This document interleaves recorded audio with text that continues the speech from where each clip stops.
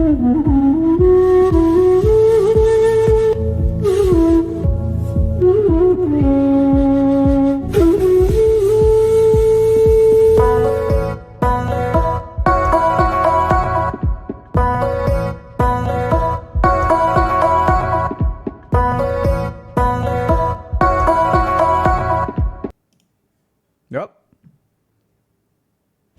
I guess we're starting. Hold on.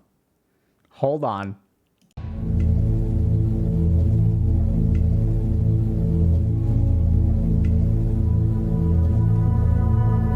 Oh, what the hell? Let's start.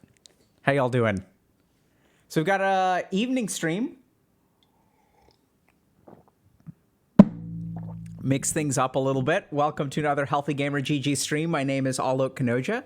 Just a reminder that although I'm a psychiatrist, nothing we discuss on stream today is intended to be taken as medical advice, and everything is intended to be for educational or entertainment purposes only. If y'all have a medical concern or question, please go see a licensed professional. So, yeah. So, hope y'all are doing well. Late stream, yeah. So we decided to mix it up a little bit. So I don't know if y'all know this, but back in the day, I used to actually stream at like, I want to say around this time. So back when Healthy Gamer was in its infancy, I was still a full-time clinician at the time. So I was like a, fully practicing physician. And so I would see like patients until like 5 p.m. or 6 p.m. or sometimes even 7 p.m. And then like I would finish working a full day and I would stream for a couple of hours. And, that was fun. It was like a different crowd, slightly different vibe, like a little bit, less. I was exhausted because I'd been working all day. It's 7 o'clock where I am. So I'm in Central Standard Time. But yeah. Yeah. So, and then at some point, this became like a real thing. So at first it was like Healthy Gamer was a side hustle. And then it kind of became a real thing. And then as it became a real thing, we started to actually stream earlier. And part of the reason we streamed earlier is because actually half of our audience is about half is from the EU. And so even like some people from like the Philippines and stuff like that would tune in. So it was like, it seems like the noon to 2 time, people on the West Coast could still catch us. And then like people on the East Coast would catch us. People would sometimes tune in around lunch. And then, EU folks could catch us as well. So, but it's been, so I took yesterday off because it was Independence Day here in the United States. So July 4th happened, and I was also a little bit under the weather. And so the other thing I'm looking forward to today is we're going to do a much longer meditation. So we've skipped meditation several times over the last couple of weeks because I've been sick, and basically I've been sick, one thing after the other. And so we're going to cover a couple of things. It's going to be a little bit more chill. We're going to be vibing. We're going to be hanging out together in the evening. And we're still streaming tomorrow, or we're planning on streaming tomorrow during the regular time. So I'll be back here in less than 24 hours. So like in a day and a half, 18 hours or so, we're going to stream again. So we'll be able to do like sort of an evening kind of wind down, longer meditation. Try to make it up to all y'all that are super interested in meditation. We haven't been able to. We've been sort of running a little bit long, and I've been sick, so I apologize for that. So yeah. It's 2 a.m. Well, stick around for a couple of, you should probably go to bed, but if you stick around for a couple of hours, we're going to do like a sleep-oriented meditation.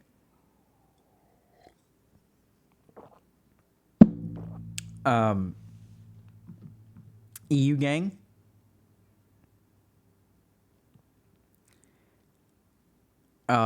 Yeah. So we've got a couple of things that we're going to talk about today. I'm considering meditation, but it's hard. And yeah, it certainly can be. So I think that's challenging, but I think a lot of, let's talk about why meditation is hard. Okay. Already. This is the other thing that I have done over the last 5 days. So I've given up caffeine for the now 5th time in the last 18 months. I keep on giving it up and then eventually bouncing back, basically relapsing. One, because I love coffee and tea a lot, but secondly, because sometimes I have to work and one of my kids is sick at night. And so I'll be up all night and then gotta stream the next day and stuff like that. So that's challenging. But falling asleep on stream incoming. Yeah. We're going to do sleeping stream today with Dr. K.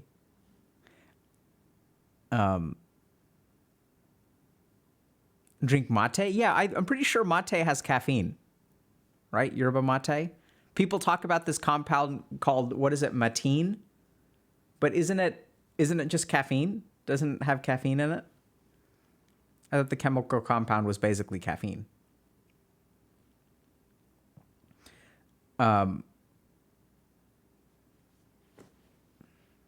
Yeah, so for people who find meditation hard work because the mind doesn't like the discipline, you're doing it very well. So remember that meditation, every time you bring the mind back to your focus, that's like doing a push-up. So the more that your mind fights you, the more swole you're actually getting. So keep at it, and then eventually it'll get easier.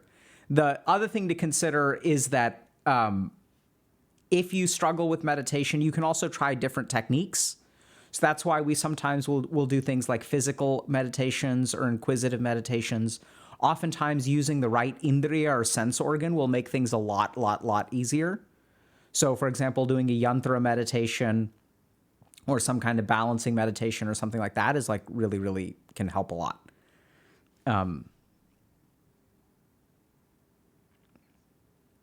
Yeah.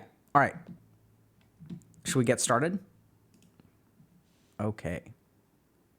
So I guess I can't continue watching the notes, alas. All right, so we've got 3 things to cover today.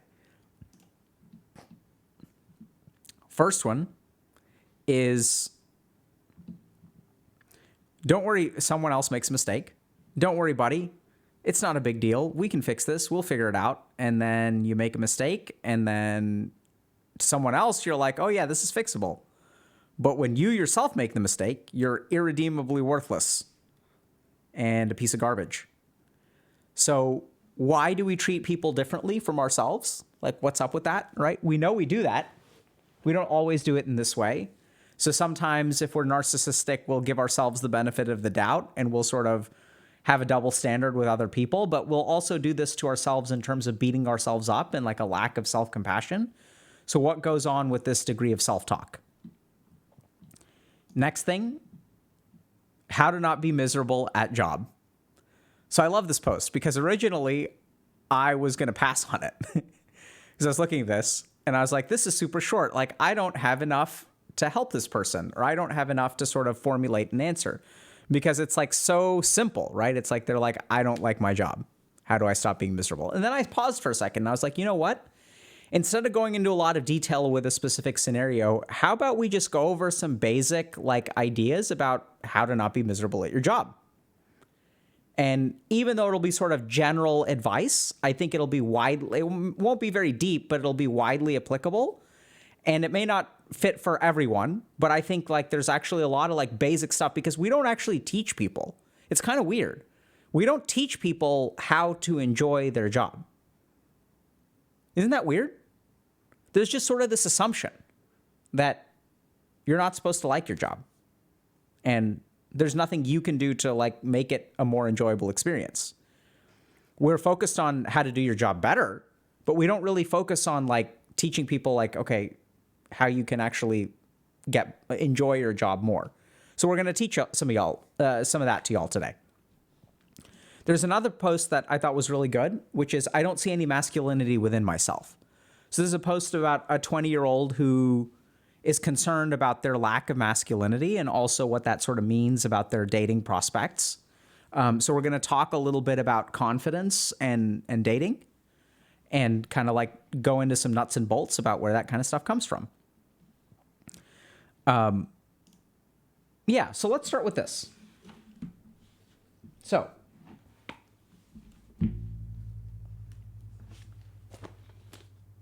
Yep.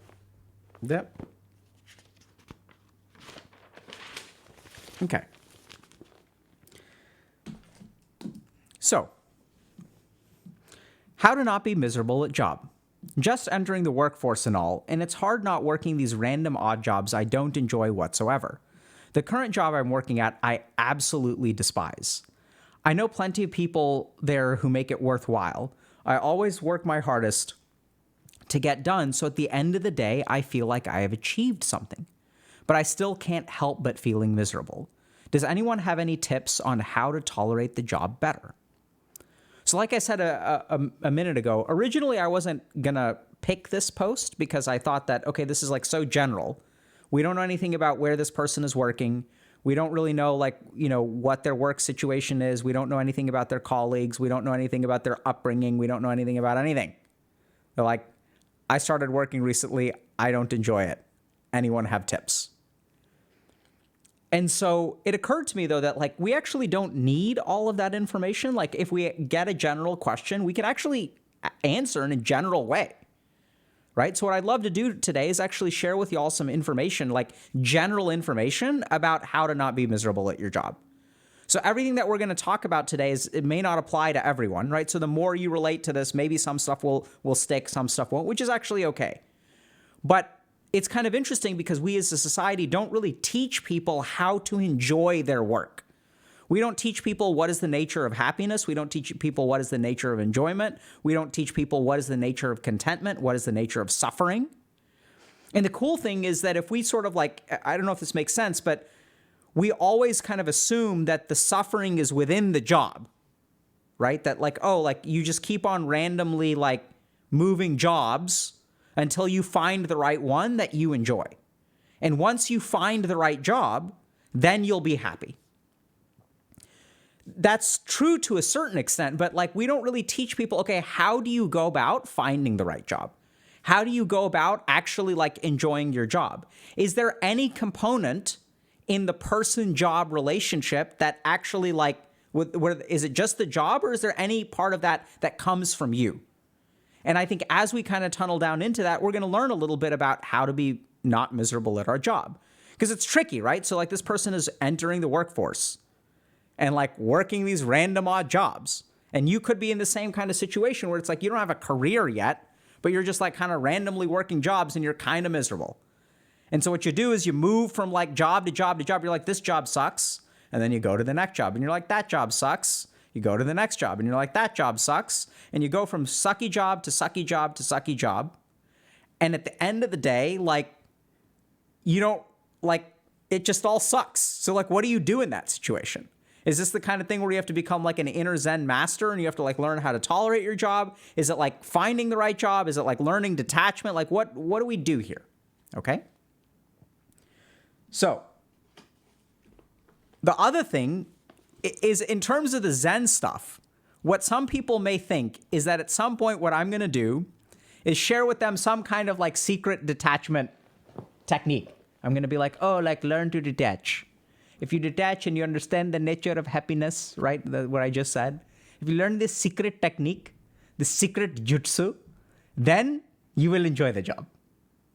And so the tricky thing also happens where if we sort of assume that, right? If I say, okay, there is a component that's you, then it kind of like, it doubles your misery because you're like, oh, like look at all these other people able to enjoy jobs. It's not the job, it's me. I'm the idiot that doesn't know how to do the job. I can't detach enough. I don't know how to squeeze water out of a stone. Idiot me. And so there's a funny thing here where there is a personal component, but unless we're careful, we'll slip into some amount of self-blame, right? And like this is something the boomer generation will sort of say. They'll be like, you know, I don't know why you're complaining. Back in my day, we had to walk 5 miles in the snow to take out the trash and this and that and all this kind of stuff. They're like, we don't know why you're complaining. And so it's kind of tricky because this is like, is this the problem in you or is this the problem in the job? And if you sort of adopt this idea that like, oh, if I detach myself enough, then like, oh, I'll be fine. Then it's like a personal deficiency. And then you're like, oh, like, you know, I guess I'm bad at this. But like, what if the job is just bad, right? What if it isn't a personal deficiency? So navigating this kind of stuff. And at the end of the day, if the situation is like, I'm miserable at my job, what do I do about it? Does anyone have tips? It turns out that we do have tips. Okay. So first thing that we've got to understand is where misery comes from, okay? So if we understand like what the nature of misery is, and we understand what we will like about our job, what we won't like about our job, as we start to tunnel down into the relationship between me and my job, we'll start to really get a good sense of like how to be less miserable at the job. So oftentimes what people will do is they'll move from job to job to job, and they'll kind of like do it randomly, right? I don't like this job. Therefore, I'm going to let me try something else. Like even if we look at this post for a second, what this person is saying is, I absolutely despise this job. So they're going to look for anything else. The problem is that when you jump to anything else, your ship is sinking. So without really thinking about it, you just jump to the next sinking ship. And then that ship is prone to sink as well. And then you're like, man, it's just sinking ships after sinking ships after sinking ships. So this is where we've got to be a little bit careful about what is the nature of misery in our job. What is it about the job that makes it miserable for us? So we've got to sort of understand that. So let's start with a couple of thoughts that people in miserable jobs have, and also sort of how to counter those thoughts, okay? So what we're going to do with y'all now is actually go through 7 different kind of tips to help you kind of manage a bad job, okay? So what we've got to do is understand what is the nature of misery and what makes us miserable in the job. And if we understand what makes us miserable, we can sort of start to understand how to move to the next job in a better way, okay? So the first thought that we tend to have when we're miserable is it'll last forever. So this is kind of interesting, right? So generally speaking, when human beings are suffering in some way, there's an assumption that pain will last forever. This is absolutely a cognitive bias. There's all kinds of studies that have been done on this kind of principle that shows that pain gives people a sense of infinite time. So when we're struggling, when we're feeling nauseous, it feels like this is going to last forever. So this kind of has an interesting effect when you're in a job situation, because if you're miserable at your job, and then if you think it's going to last forever, that's going to just go ahead and reinforce the misery, right? Whereas what I would kind of say is that the road to a good job is paved with crappy jobs. So the first thing to understand is that even if you have a bad job, first of all, it won't last forever. And also, if you pay attention properly, each crappy job that you have will actually set you up for a better job down the road, okay? So this is sort of like the price of tuition. So it's okay to notice this thought, to acknowledge this thought, and to think, okay, this is going to last forever. And as we'll show you down the road, like first of all, just acknowledge that you feel that way. That'll start to reduce the feeling a little bit, and then start to also recognize that this is sort of the price that you pay for eventually finding a good job. Because even if you are in a job that you don't enjoy, at least you now know some element of what you don't enjoy. So the next time you find a job, you know specifically the kinds of things not to look for, to avoid, actually, right? So if there are particular things that make you miserable. So related to this, when we're miserable, we have a second kind of thought. Second thought that we have is there is no point to this.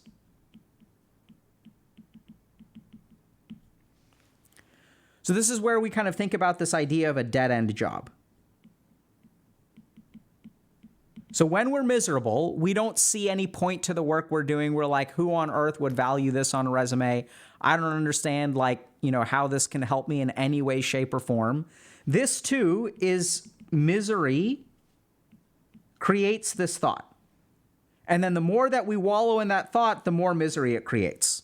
So what we've got to do is break both of these cycles to be less miserable at the job. How do we break these cycles? We start by becoming aware. And then we start to, hopefully, like as you become aware, like take a step back, do some kind of meditation technique, like decompress that emotion. And then what we want to do is start to like think critically about this. So don't think so black and white. Start to think in shades of gray. And then eventually, as we think critically about it, we can start to think constructively. And we'll get to what that means down in a minute. But when we sort of say there's no point, what we're going to also recognize is that this job is actually valuable experience.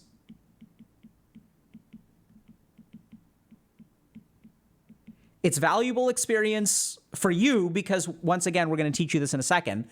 You can use this job to sort of figure out, okay, what is it that's actually making miserable, and how do I avoid this in the future?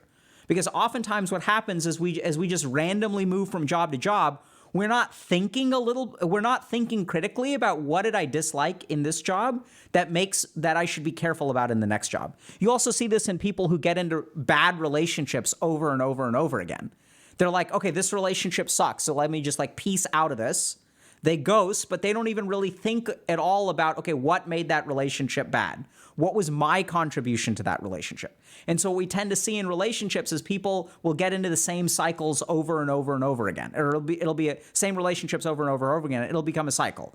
And you'll see this a lot with people who are codependent too, right? So like I'm dependent, you're dependent, we're codependent together. We end up breaking up after a miserable 6 years, and I fall right back into a codependent relationship. So you have to have awareness of the cycle in order to break it. Then start to think critically about, okay, like, is there really no point to this? Like, why do I think there's no point to this? What do I do about it? And then what we're going to try to figure out is how there is a point to this. So this is valuable experience for a couple of reasons. You may say, okay, it's not valuable experience. Like, who cares that I was packing boxes for like 6 months? This looks great on a resume because you showed up every day for 6 months. And like, if you're interviewing with someone at a job and they're like, okay, what did you do? And you're like, yeah, I packed boxes for 6 months. And they're like, oh, that's interesting. Can you tell me, why are you leaving? And I found it boring. And they're like, oh, that's a weird thing to say during an interview. And you're like, yeah, I know. It's like, I didn't find it very intellectually engaging, but I told my boss that I would be there on time. So I showed up every day. And even though I found it boring, like I had committed to do it. So I did the best job that I could. I worked really hard.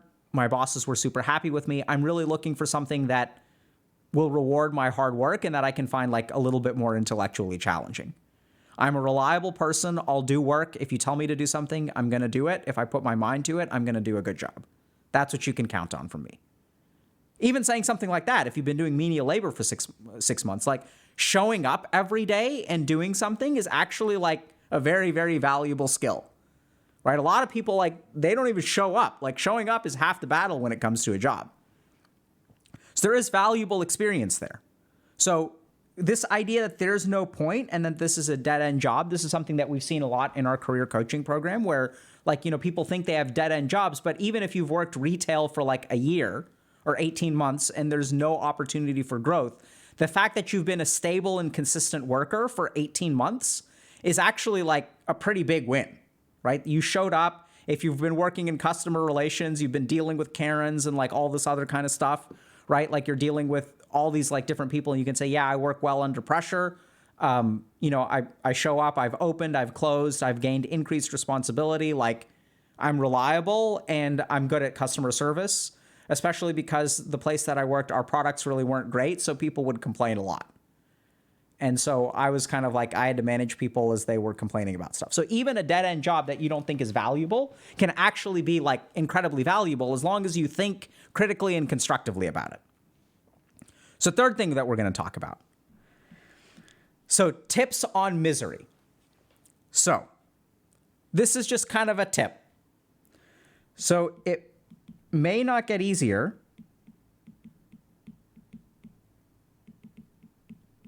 but you'll get better at it.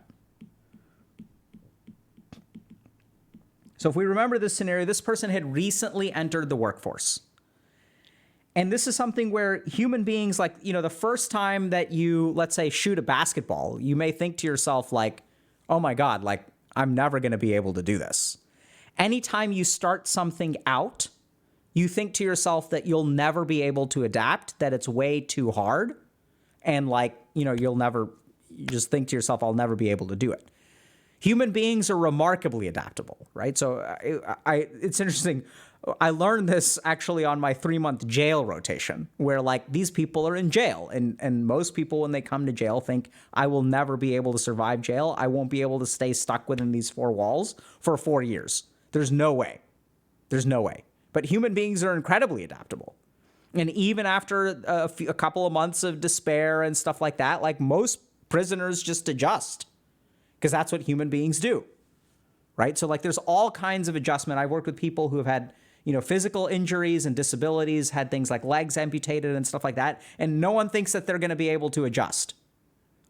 Whereas the truth of the matter is that human beings are incredibly, incredibly adaptable. So if you're entering the job world and you're thinking to yourself, this is terrible, I hate it, I hate it, I hate it, I'm not saying that you should learn to love it. What I'm saying is it's a little bit okay because you will learn to adapt. We're not saying that you shouldn't strive for more. We're not saying that you shouldn't change your job. We're going to teach you all that kind of stuff too. But have a little bit of faith in yourself in the sense that it may not necessarily get easier, the job may not change, but you will get better at it. So have faith in yourself, it'll be okay. All right?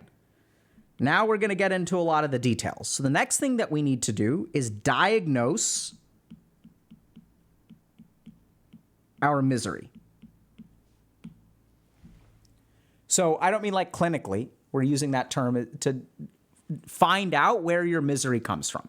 So what we're going to share with y'all is a few dimensions that you can look at that oftentimes contribute to misery, which we take for granted. The first is, do you work with people or not? Okay? So some people hate their job because they have to work with particular coworkers. Some people hate their job because they're like sitting in a back room and they're like packing boxes all day and there's not another soul in sight. So this is really important. Like, is part of your misery due to the kind of people that you work with, or the fact that there are people or aren't people? Because this is something huge that you could sort of select the next job based on. So if you're working in a back room and you want some kind of like, the like environment like the office where there are people and like inside jokes and y'all like go to the break room and like hang out a little bit and like the other kinds of like, petty office politics. Like if you want that kind of stuff, then you know to look for that next time around. So the next time when you're looking for a job, you're not going to take the first thing that comes along because you need to leave your job. You can start to think a little bit about, okay, do I want to work with people or not? Next thing to kind of think a little bit about is, what is the boss like? Is the boss hands-on? Most people may think, oh my God, hands-on boss, that sounds terrible. Other people, or is the boss like completely AFK? And what are you looking for? Are you looking for a boss that's going to sort of serve as a little bit more like a mentor, is going to help you when you're down? Because I've seen both of these. People may assume, okay, hands-on bosses, and it's kind of interesting because what you resonate with is going to be, will sort of tell you a lot. So if the idea of a hands-on boss is terrifying to you, chances are you want more autonomy at work. Okay? So when you're looking for a job, you can even ask people like, so can you tell me a little bit about what supervision, oversight, and learning processes? Am I going to be acting somewhat independently, or, do I work with a team, or like, what's the kind of environment? Because even in places like quote unquote dead end jobs, these can be very different. So are you working the late shift? Are you working the early shift? Or like, what's going on? Because they can be very, very different. So in one, the boss may work from 9 to 5. But place is open from like 4 to 10. And so do you want to overlap with the boss or not overlap with the boss? You can sort of adjust some of the things there. And if your boss is super AFK, and if you know what I'm talking about, you know what I'm talking about. These are places where like some people may be terrified by a hands-on boss, but some people are terrified of an AFK boss. Where it's like, I kind of showed up. So I went to a conference recently, a youth mental health summit in California. And I was talking to someone who is a pediatric behavioral specialist, I think, something like that. So these people like worked for the state of California and would do like basically like do social work interventions, and they were like completely on their own. They go through a 2-day training, and then they just get sent out into the field, and they're like driving like you show up on day one of your job. It's a Monday. You sit in a classroom for 8 hours. You go home. You show up on Tuesday morning. You sit in a classroom for 8 hours. On day 3, they give you an address and they tell you, go here and help this person. And you're kind of like left with no oversight. So what kind of oversight or boss relationship do you want to find? Okay. Next thing because these are huge sources of misery. Third, I guess this is subtopics. Third thing that we're going to talk about in terms of sources of misery is variety versus consistency.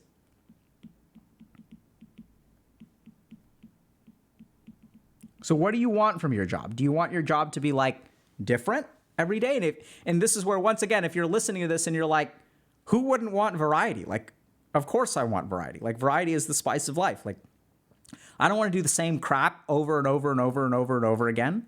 So people who dislike variety or want less variety, they don't use the word variety to describe their job.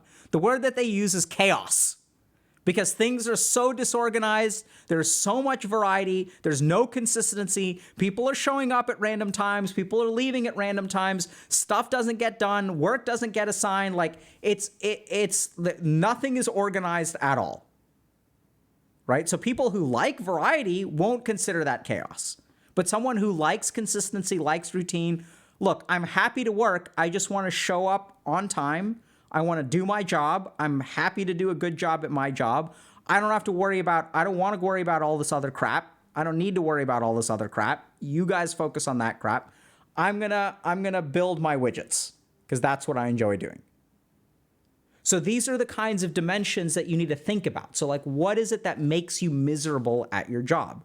Is it a particular coworker? Is it that your job is too regimented? Is it that your boss is AFK? Is it that your boss is not AFK? Is your boss micromanaging and also is like remoting into your computer and can control your mouse like a hacker? Do you like to work with people or do you like to not work with people? And these will make huge differences in terms of the misery of your job. So if you're leaving, then you need to think about these dimensions ahead of time instead of randomly going to another job, right? Oh, I didn't like working at Wendy's. Let me go try McDonald's. And then like you're at McDonald's for a while and you're like, okay, this sucks. And then maybe I don't like fast food. So you go work at a clothing store. But actually what you realize is like, I don't like working with people and doing the same crap over and over and over again. Okay? So you have to think about what makes you miserable at the job. And as you think about what makes you miserable at the job, think critically about it, then you can start to shape your future in a more positive way. Okay? Now, next thing. Diagnose your pleasure. So, even if you have the worst job on the planet, there's a decent chance that there's something about your job that you will like. There's something about your job that is actually okay. Maybe if you've got the worst job on the planet, there's nothing. Who knows? But generally speaking, even the worst job has some parts that are okay. So there's a very simple exercise that you can do to sort of figure out if I ask you this question and you're like, what do you like about your job? And you're like, absolutely nothing. I hate every single aspect of it. That, by the way, is this black and white thinking, right? Chances are that's going to really mess you up because if you can't even think critically and nuanced about your job, you can't even navigate towards the things that you actually enjoy in your job.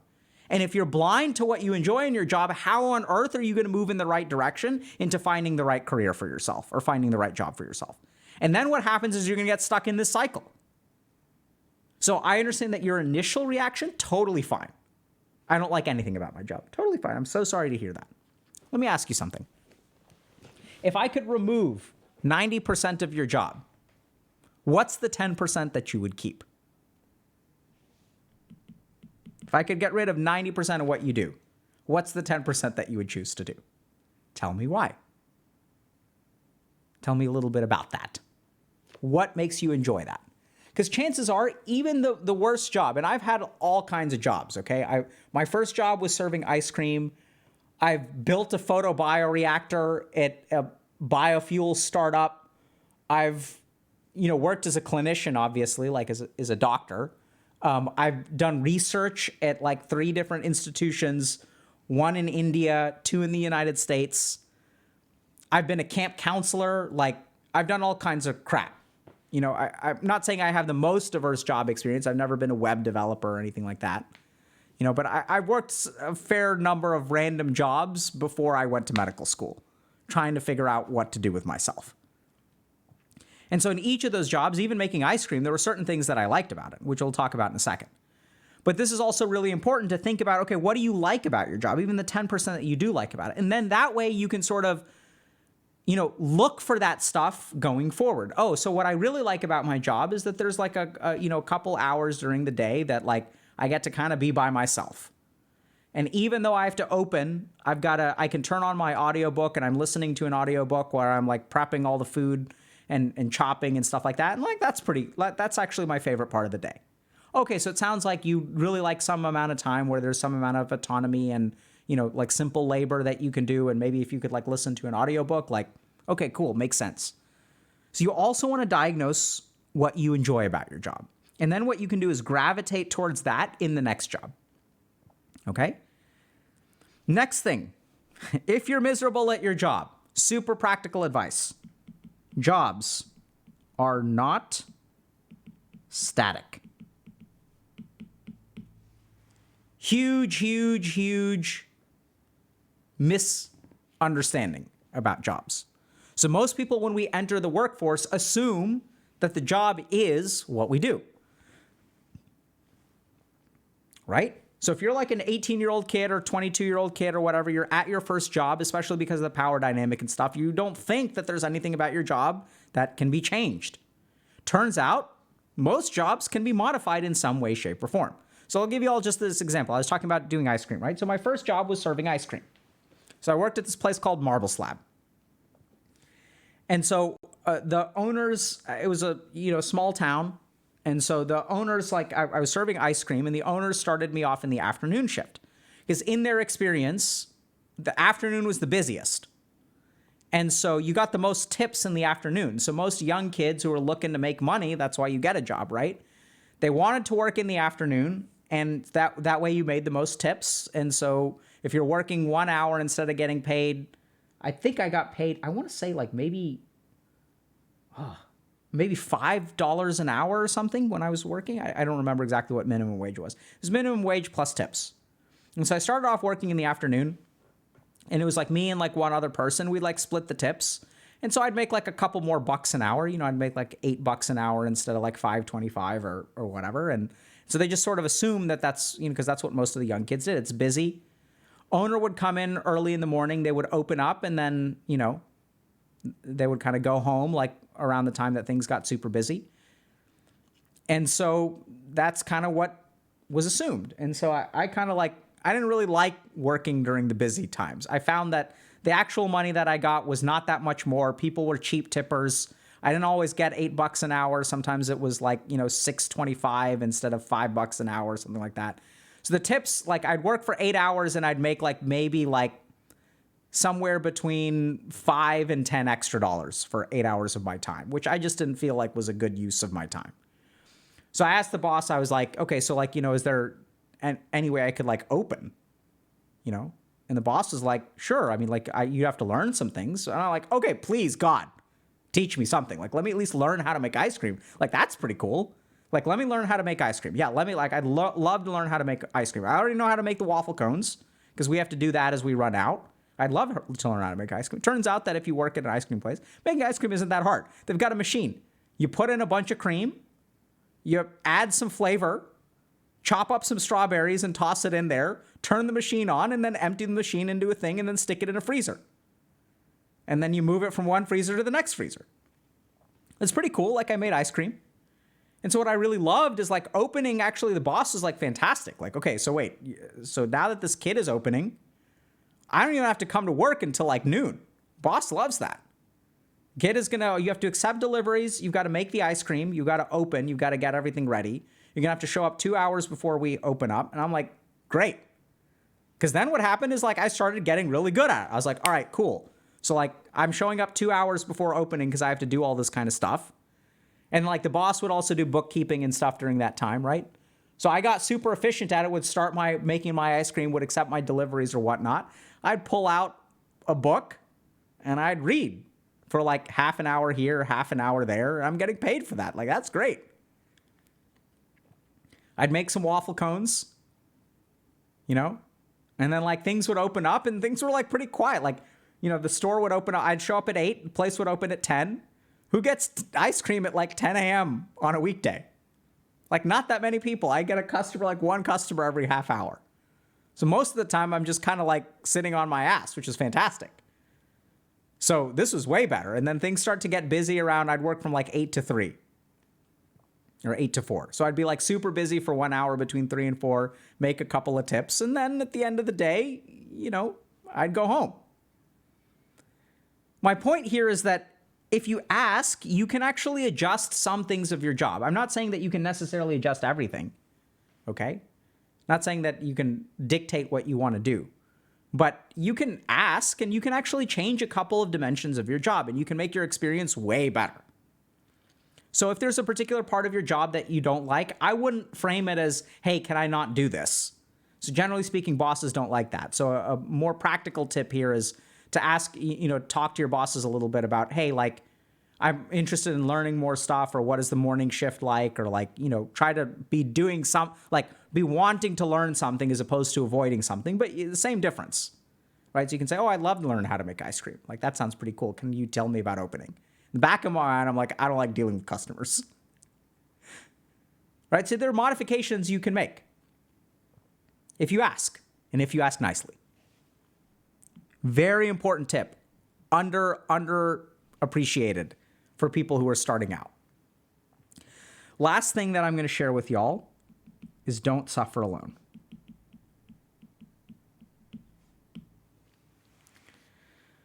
So there's a lot of research that shows that when we struggle with something and we share it with other people, sharing our struggles actually helps us in terms of like managing our emotions and having a positive outlook and things like that.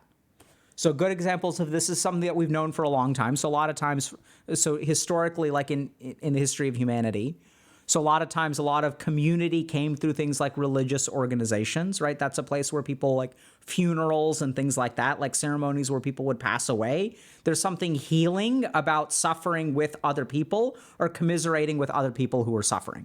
So good examples of this are funerals that take something that's, let's just call it an objectively bad experience, and soften the blow some. Other examples of this are things like the sober groups, so like Alcoholics Anonymous, Narcotics Anonymous, Refuge Recovery, things like that for people who aren't into the AA kind of religiosity. We can sort of get together and we can talk about things and we can share things and we can sort of like, we can feel better, right? So it's a huge part, obviously, of things like AOE healing, which is what we do. So it's on this principle, which is, by the way, very scientifically validated. And there's a good example of this stuff, like Irvin Yalom talks about this in his books on group psychotherapy, where he like unpacks what is it that's therapeutic about a group setting. And it turns out that it's not some kind of clinical protocol. It's the fact that when human beings get together and they share their suffering, it sort of alleviates it, right? This is also why we have a group coaching program, by the way. So that's like, we've sort of also figured out that like when you create a space where people can come and share their troubles and you have a coach who facilitates that, instead of turning into a cesspool of negativity, which is sometimes what happens on the internet, which is you'll have these communities that are sort of help-seeking communities that can kind of become these toxic cesspools. And so how do you share negativity, but also as a group, work yourself out of it? And so one of the modifications we made in our group coaching program was that we added a coach, right? So if you think about an AA meeting, a lot of people there will have experience, but it's essentially there's no one with formal teaching at all. So it's just peers. So there's also peer support mental health services, which have been studied and stuff like that. So the key thing here is that don't suffer alone, right? So this person kind of mentioned that there are people at work, and I know plenty of people there who make it worthwhile. So I think this is where, when we kind of think about our work situation, this person is sort of working alone. Do y'all get that? Do y'all feel that from this? Where they're sort of like working all by themselves. And so this is where I'd say reach out to someone and kind of ask someone. So if you're starting a new job, here's some language, right? So this is the kind of stuff that a coach would help you do. So, because you're like, okay, how do I reach out to someone? No one's taught me how to reach out to someone. Do I turn to someone who make it worthwhile. And then like, I absolutely despise this. Like, how do I talk to someone who seems to be enjoying this when I don't really enjoy it? Right? How do you say that? How do you open up that conversation? So here's what I'd say. I'd approach that person. I'd say, hey, it seems like you're really awesome at this job, and you also seem to really enjoy it. I'm just curious, is that the case? Do you really like it here? Then first of all, you can sort of, just ask them a question. You can ask them, what was it like when you started? What were your first couple of weeks like? Right? So you can ask them kind of an open-ended question to sort of gauge their sort of experience. It's a way to connect with someone at work. And they'll say, oh yeah, first couple weeks are always rough, right? And you can say, yeah, I'm really feeling that. It's a lot. And then you can even ask, hey, do you have any tips for someone who's just starting out? And they're like, absolutely. Here, let me teach you a couple things that will make things easier for you. Or they'll say, yeah, it's always rough. And then you'll kind of have a laugh about it. Maybe the next day at work, they're like, hey kid, how you doing? Right? So you can start to form connections. And sometimes we don't even know the language to open up that conversation because no one ever teaches us this. And so this is where sometimes having a little bit of expertise can help, right? What do you say to someone at work? Because they don't teach us this stuff. And so some people sort of they kind of figure it out. Some people have good modeling and things like that. But the key thing here is don't suffer alone. So talk to other people at work. And this isn't about organizing and putting everything on strike and down with the bosses. I'm just talking about just connect with another person. Don't suffer alone. Be like, hey, this is hard. And this is something that I understood really well in residency because residency is hard. You're working 80 hours a week. You're tired all the time. You're not getting paid very much. We have a saying in residency that crap rolls downhill. And so since you're at the bottom of the totem pole as the intern, you have to do all the scut work. So you've got to fill out all the prescriptions and you have to do all the paperwork and stuff like that. You have to argue with the insurance company. You have to do all the work, the bad work. So the cool thing is that when I was in residency, most psychiatry residencies do this. We had a 90-minute session once a week that was organized by our residency, where we would all get together in a room and we would sort of commiserate around what the experience of being in residency was like. What do we like about it? What do we not like about it? What's hard about it? That was also facilitated. And we were a psychiatry residency, so it was facilitated by a psychiatrist. And so don't suffer alone.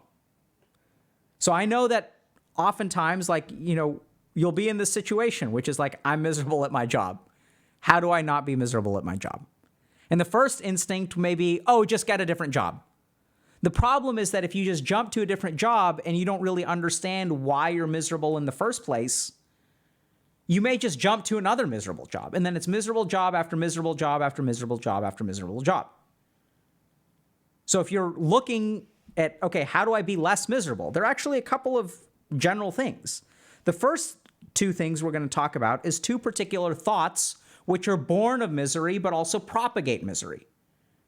And as we become aware of those thoughts, as we think about them critically, as we sort of shape our thinking, we can start to be a little bit more constructive even about our job experience. And if we have this thought, there's no point. No, actually, there's some valuable experience here. There's actually a lot of good stuff. I'm really glad I worked, serving ice cream. So that taught me a lot about what to appreciate about my future jobs and what to look for. It also taught me that I like autonomy at work. I like to be sort of left alone and do my own thing. I don't want someone breathing over my neck. So another thing to keep in mind is that especially if you're early on, it may not get easy, but you'll get better at it. Right? So if we think about a classic RPG, you start off fighting level 1 mobs. And then does the mob become a level 0 mob? And then the future mobs become level -1, level -5, level -50? No. You level up. You get better at it. It doesn't necessarily get easier. Even now, I'm not sure that my life today is easier than even it was in residency. There's a lot of stuff that made my life really easy in residency, even though I was working a ton. So you'll get better at it. So have some faith in yourself. Next thing is we talk about this sort of thinking critically. What does that mean? That means diagnosing the source of your misery and the source of your pleasure, if there's any at work. And so the next time you look for a job, start to think a little bit about, okay, like, what do I want to move towards? Like, what do I need to move into? What do I want to avoid for my next job? And then what's going to happen is you don't like job number one, but then job number two, you've got two choices, right? You can get a circle or you can get a square. And you're like, oh, you know what? I definitely don't want a circle. Okay, let me try a square. Okay, well, now I've got two choices. I've got circle over here. I could always go back to a circle. Got a square over here. Or I can get a triangle. Let me try a triangle. Oh, actually, this is pretty good. Now I've got this kind of triangle, right? An isosceles triangle or an equilateral triangle. Okay, like, let me try the isosceles triangle, right? But this doesn't happen if you're just mindlessly jumping from one job to another. So you have to think a little bit about, okay, what are the dimensions of this job that make it miserable? What are the dimensions of this job that I enjoy? Another thing that they don't really tell you is that a lot of jobs are actually flexible. If you ask politely and there's some flexibility, your boss may actually accommodate you. And so jobs are not necessarily static. So you may be able to, swap work with someone. You can say, hey, I actually don't mind like cleaning, but I really don't like working with customers. So how about I do all the mopping and sweeping and you man the front for a little bit. And maybe if you don't like customers, you can do that. The last thing is that we know to not suffer alone. Ton of research that shows that commiserating with with other people is actually really, really important in terms of like forming connections and in terms of reducing misery. And this is something that we've done it in psychiatry training. We know it works in group psychotherapy settings. We also do this in our group coaching program, right? Where we like share problems. But a big part of our group coaching program is we sort of recognize that sharing problems is not enough.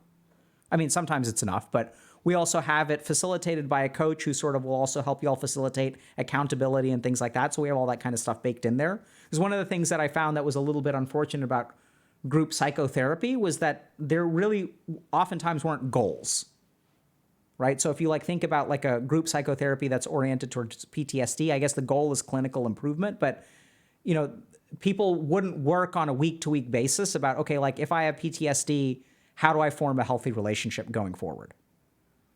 Right? So if I have body dysmorphia, how do I develop like a healthy exercise plan? Oftentimes that component of like accountability and progress was like missing in psychotherapy.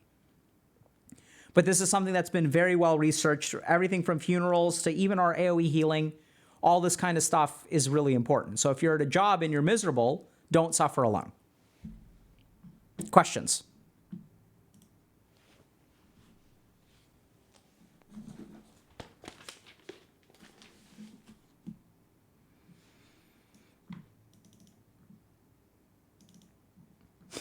Let's try non-Euclidean shapes.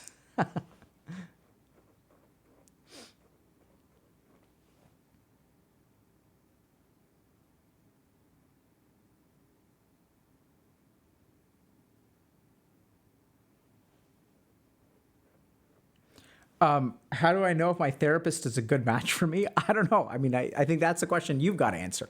Hold on, I'm going to turn on some light.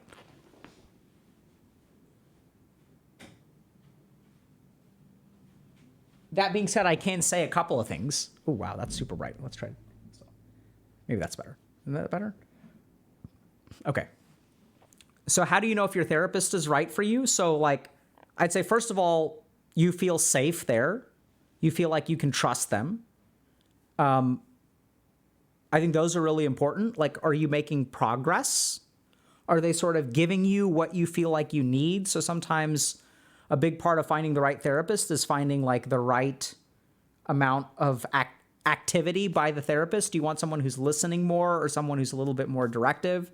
Like how active do you want them to be in the session? Like that's something to think about. But I think, trust, safety, and progress are the three things to really think about.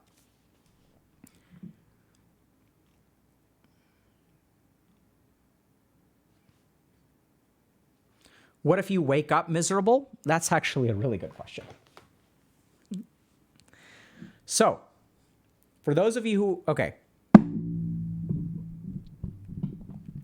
What if you wake up miserable? What do you do? So the question is, what determines what state of mind you wake up in?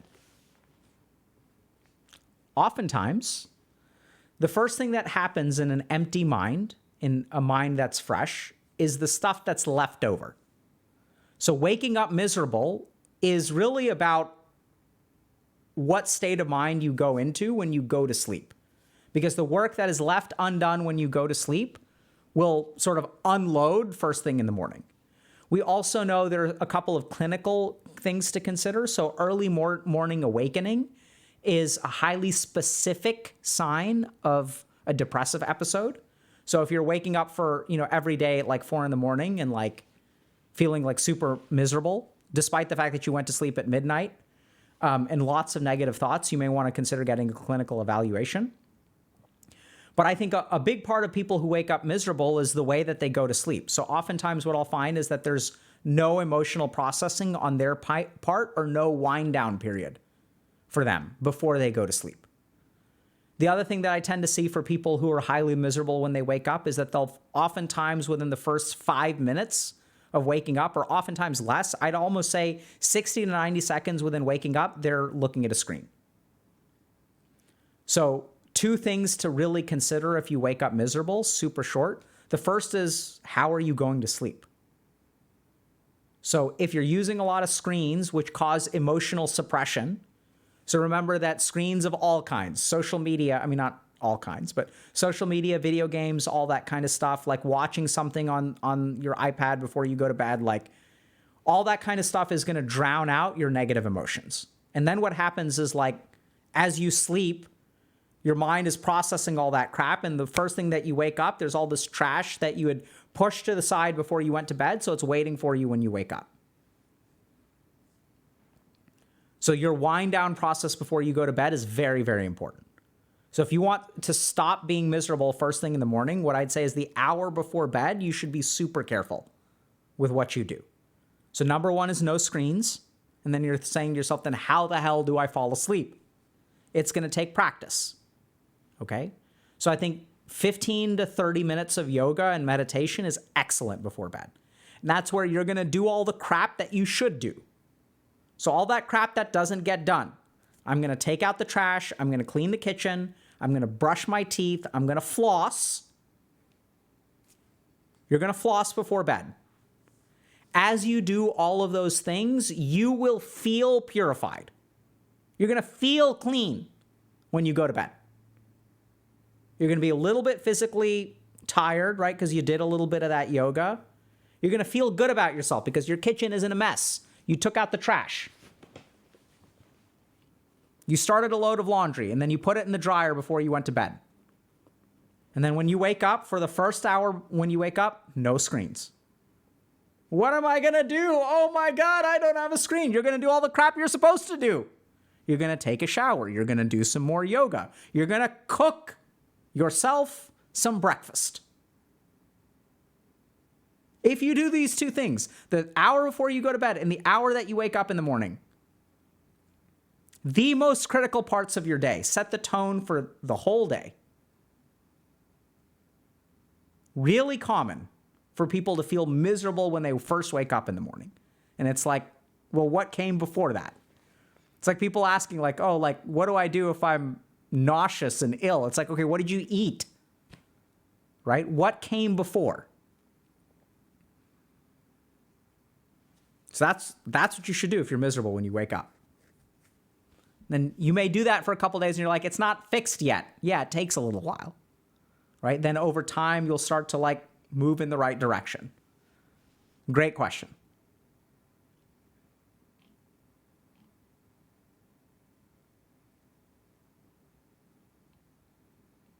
Why do people ask random questions instead of addressing the current topic? Dog chef, bro, girl, I don't know.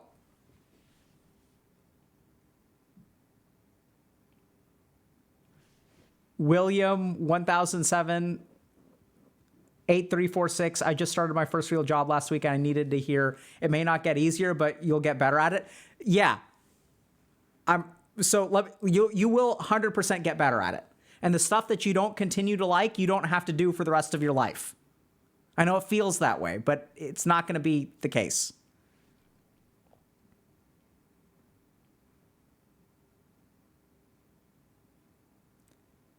Gammon Kills asking, can complaining to coworkers too much turn it into a toxic work environment? Yes, it can. So I'm not saying complain. What I'm saying is commiserate. So there's a difference.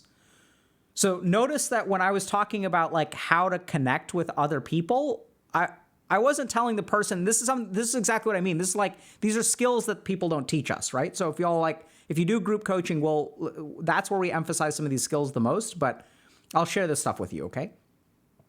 So here's where it's really important to think about this. So it's not complain.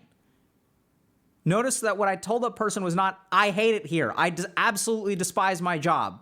I hate everything about this place. I hate you. We're not talking about complaining. What we're talking about is sharing struggles. Complaining is something that has no empathy to it. When I'm complaining, who am I thinking about? Just me. I don't care about anyone else. I'm complaining. My French fries are cold. I don't care about you or how hard you work or the fact that this is a frozen French fry store. Whatever the hell that is. I'm complaining. So when you want to commiserate with someone, and you'll see this even at places like funerals, right? So funerals are about sharing something. They're about sharing grief. They're not about complaining. This dumbass, they're dead. You know, like, you don't say things like that at funerals. It's not about complaining. It's about sharing grief, right? So don't complain, because complaining will turn something into a toxic environment. How do you share something? That's where, like, you know, you ask your coworkers, hey, when you started out, were things tough for you? You can ask a question. What were things like starting out? Engage in a conversation. Think about the other person. Right? So that's where, like, it's really, really important. But complaining is not what we're talking about. What we're talking about is sharing. Right? Connecting with another human being, being empathic.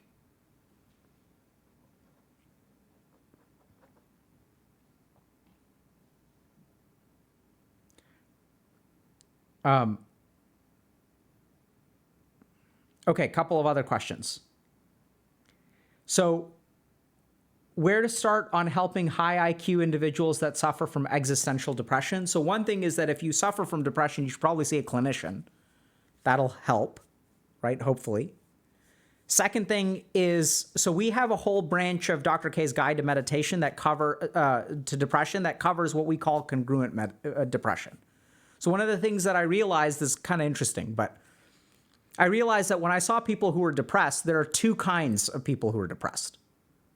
There are people who are depressed as a malfunction of their mind, which is a clinical illness.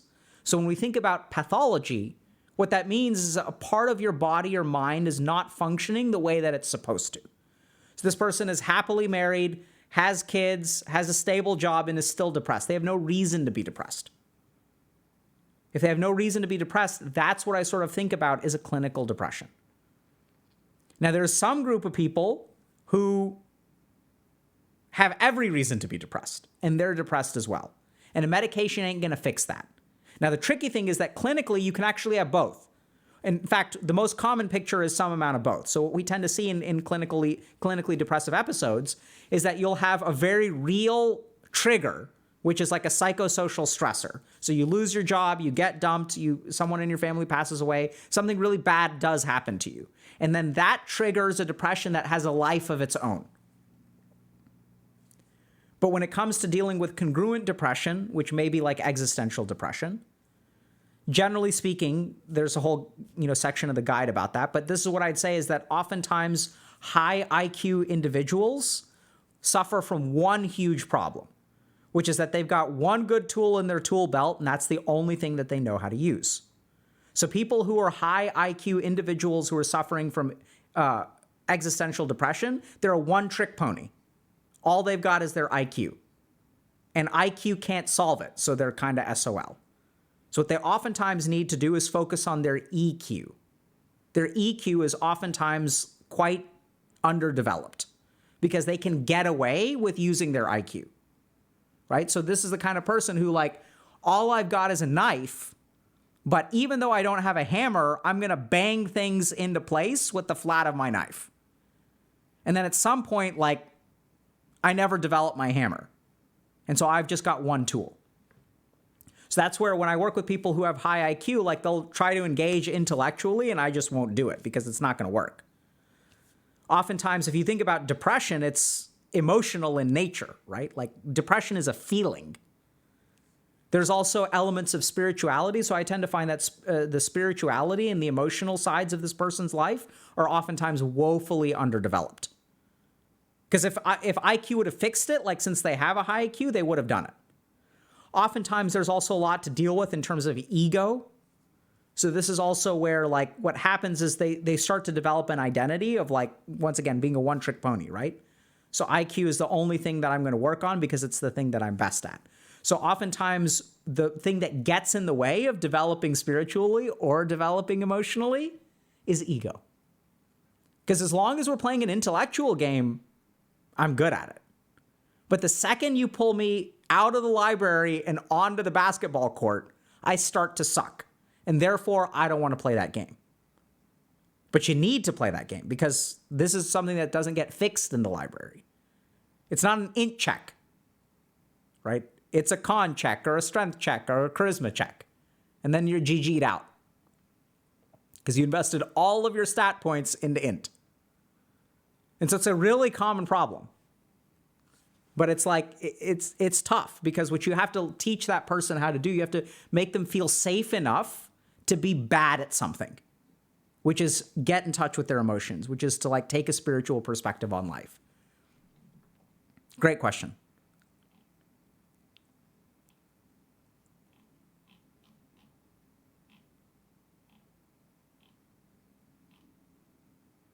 Okay. All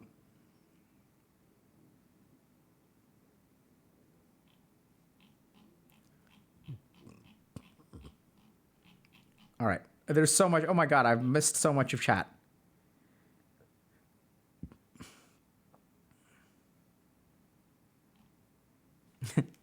What if you feel like you've spread all your stat points to evenly jack of all trades type? So there's definitely, you got to play like a bard, dude. So there are some classes where you want to go all in on one stat type, and there are other classes that you need an even distribution.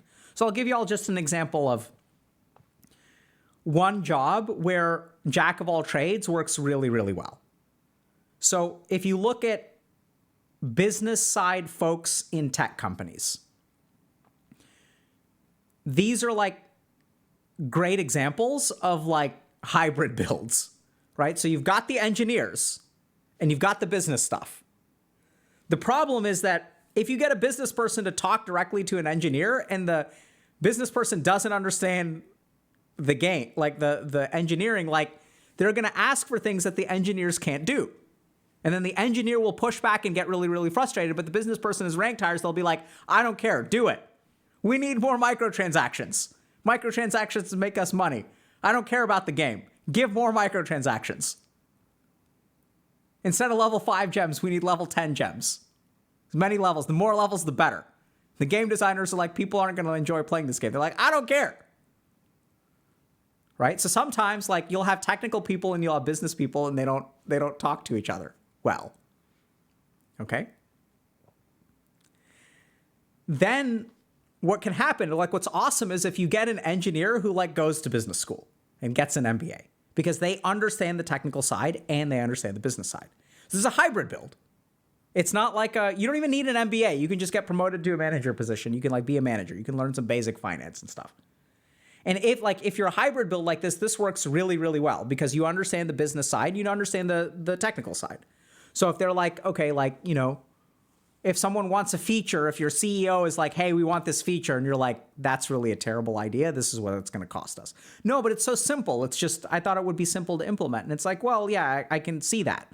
So part of the reason it looks so simple is because the back end is really robust, right? It's like kind of like And then you tell this kind of stuff to the CEO. It's sort of like, the most brilliant chef makes actually the simplest, the best tasting omelet in the world, which is one of the simplest things you can cook, actually requires the most experience to make.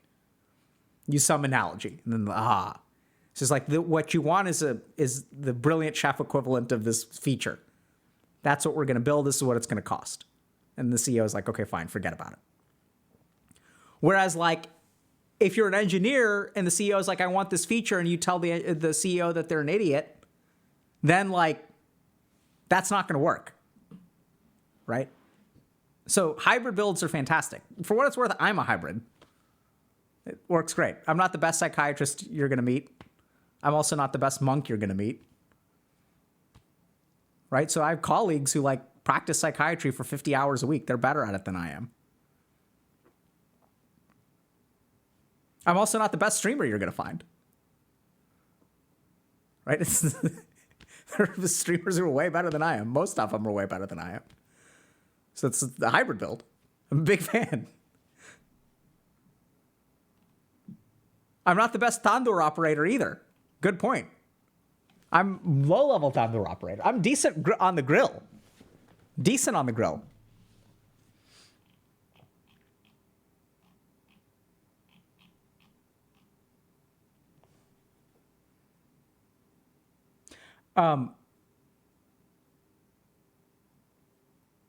Yeah, look, I'm not saying I'm bad. I don't need to be the best. I'm decent. Like, I am what I am, and I offer what I have to the world, and hopefully that helps. And that's really what I'm looking to do. I'm not looking to be the best. I'm looking to help. It's okay. I don't have to be the best in any of those categories. This is the thing. You got to understand this. Like, this is fantastic. I'm really lucky. I'm grateful. It's not about being the best. It's like, look, it's 8:20 in the evening. I'm working. And what am I doing for my work? I'm hanging out with y'all. This is my job. How awesome is this? Forget about being the best. I have so much to be grateful for. This job is fantastic. I'm going to do the best that I can. If it helps people, fantastic. If it doesn't, I apologize, and I'll try better. Y'all get that? Like, this is great. Everyone's so caught up in being the best. Why do you have to be the best? We're talking about not being miserable at your job. Rule number 1 for not being miserable at your job, stop trying to be the best. Try to figure out what you enjoy and try to like help another human being.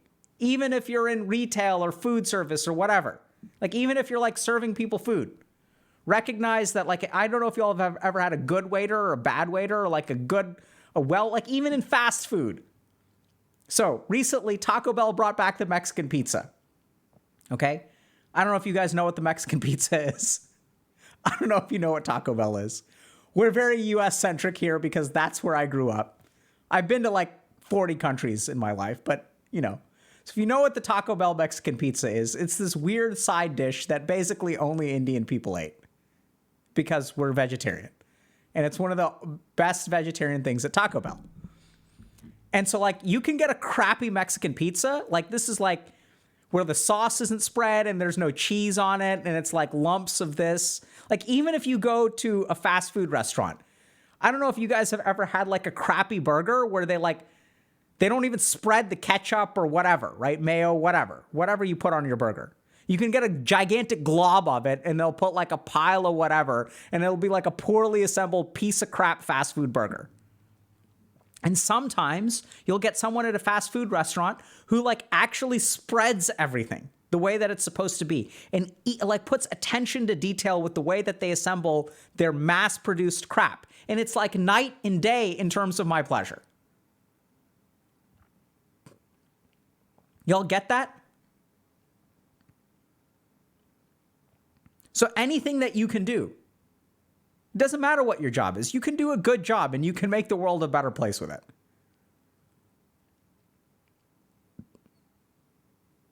Everyone loves Mexican pizza. It's great. Most of my friends, even growing up in Texas, most of my friends didn't even know what it was. They like would never order it.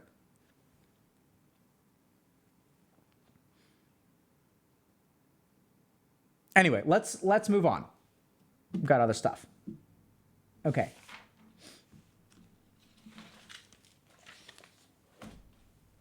All right, let me see what we're doing next. Give me a second, chat.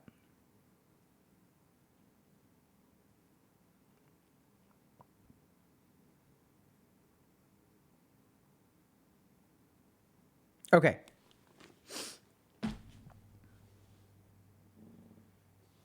Probably my favorite fast food is Mexican pizza from Taco Bell. It is. Okay.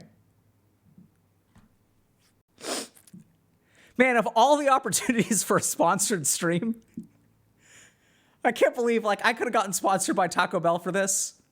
Maybe I would have taken Mexican pizzas.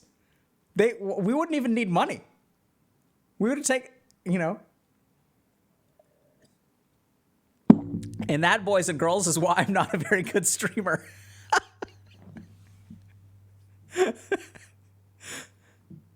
For all this like emphasis on like healthy diet and like take care of yourselves, this stream is sponsored by Taco Bell.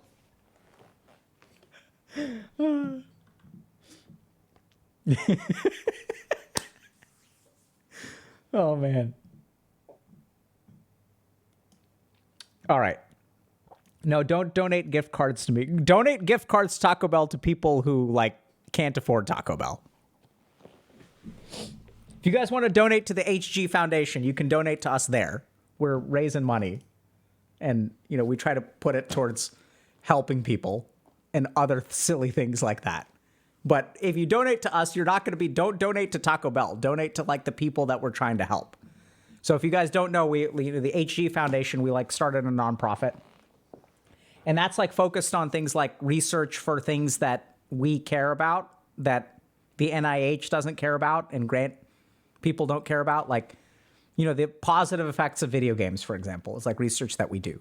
We're still, we wrote a paper on basically the developmental trajectory of incels, which is something that maybe now will get funded because incels have been on the news a little bit more recently. But, our perspective on incels is to try to help these people and so to understand how they sort of wind up the way that they do. We have other research projects going on, like developing measures of EQ, so emotional quotient. So we've been trying to figure out how our coaching program gets the results that it does. So this is kind of a subtlety that is important to understand. So our coaching program helps people in terms of clinically validated instruments around things like depression and anxiety.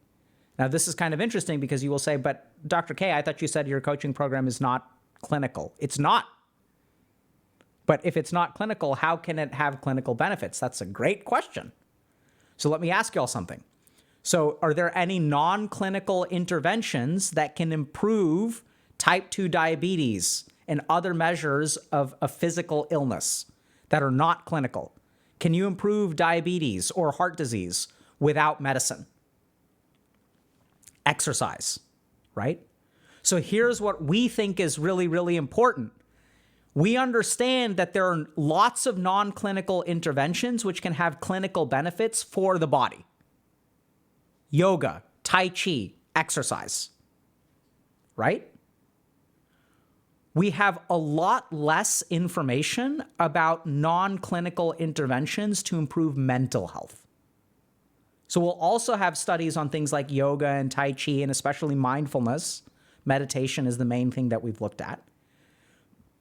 But we believe that helping someone achieve their goals and helping someone sort of develop healthy relationships and helping someone not feel miserable when they wake up first thing in the morning, helping people develop healthy sleep routines, helping people put their lives together will actually lead to some kind of clinical improvement, even though it's not clinical in nature.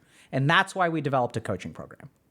Literally the reason that we chose to train y'all, right? So we recruited coaches from our community as opposed to we would get requests all the time from, hey, will you come to our clinic and teach our therapists like about video game addiction and all this kind of stuff?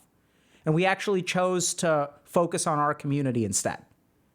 And the main reason we chose that is because I actually felt like what's missing is not, I mean, people definitely could benefit from more mental health services. But the problem is that, like, it's hard to get a therapist anyway. Teaching a therapist that you're never going to see anyway, or you have to spend 8 weeks in to like see, like, therapists are overworked already. Like, do they need advanced training? Absolutely. Are we going to do that at some point? Sure. Do we already do that in some capacity? Absolutely.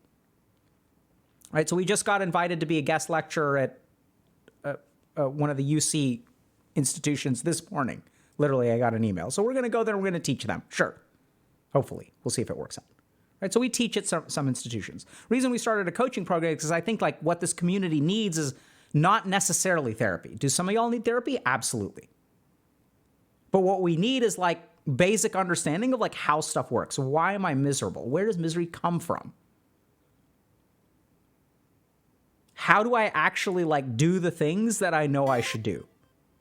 How do I, like, work on this stuff? Like, how do I feel better about myself? How do I stop playing as many video games? Right? So we measured a very interesting outcome. So we developed an instrument that measures the positive and negative effects of video games. So unlike everyone else, which is just looking at video game addiction, they're all looking at the negatives of video games. We realize, being a healthy gamer, because I'm a gamer, right? I still love playing Dota. We realize that, hey, actually, like, video games can sometimes help people. So we developed an instrument that looks at both. And we saw something really interesting in our coaching program, which is that negative effects of video games go down, but positive effects of video games stay exactly the same. And what do you mean by positive effects of video games? So we'll ask questions like, video games interfere with my academic or professional life. And then it's like scale of 1 to 4. Strongly disagree, agree, strongly agree. And then we'll also ask the question, video games serve as an important source of gaming communities serve as an important source of social support for me. Social and emotional support. Strongly disagree, agree, strongly agree. Right? So those are examples of questions. So you can look at the positive and negative effects. And so essentially what we see, we haven't really figured out how to measure the total number of hours or things like that people can play, because then you have to install things onto their computer and stuff like that. So we don't want to do that for privacy reasons. So it's all subjective. But what we tend to see is that people, like, suffer less from video games, but they actually stay exactly the same. Non-statistically significant improvements even in positive gaming effects. So this is the kind of stuff that, like, 3 years ago when we developed this, we talked to people who did grants and stuff like that, and they're like, yeah, we're not interested in this. Like, no. No one was interested in funding it. So that's why we did it ourselves.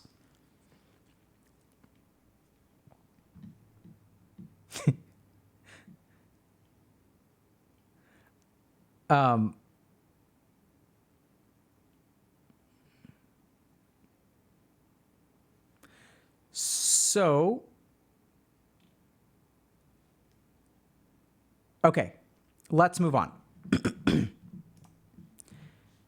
We've got time for maybe one more, and then we want to do a solid meditation today, okay, y'all?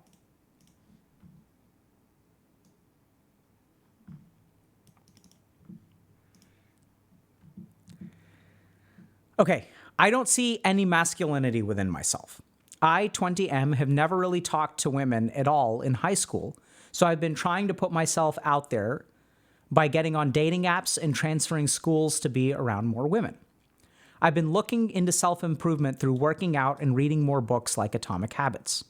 I recently started reading Models by Mark Manson, and it's an interesting read, but reading about what women are most attracted to makes me really wonder if I have any of those traits. I never really had a great father figure growing up. My dad is chronically depressed, has no friends, and has been unemployed for several years now. He's one of the most sensitive people I know in my life and is the polar opposite of what I see in a man. He would get emotional about the most minute criticisms and get overly anxious for the smallest things, like trying to talk to strangers, or if I accidentally injure myself, like getting a small cut or bruise. For the longest time, he was even scared of me learning how to cook in fear of me possibly injuring myself. My mom always told me I have a lot of traits similar to my dad when it comes to anxiety and sensitivity, and I honestly never saw that as a problem until I started getting into self-improvement and dating. Overall, my parents really cared a lot about sharing my emotions, which really helped me a lot with some of my depressive episodes, but I can't really see how those traits are attractive at all to women. Manson describes the ideal man as someone who is confident and doesn't care about what other people think. For as long as I can remember, I've always deeply cared about what others thought of me and would typically get very emotional if someone disagreed with me over the slightest topics, like liking a certain video game or TV show. I've also been more prone to depression as I've had several episodes, including one where I had to be homeschooled for all of 6th grade. That sounds rough, dude.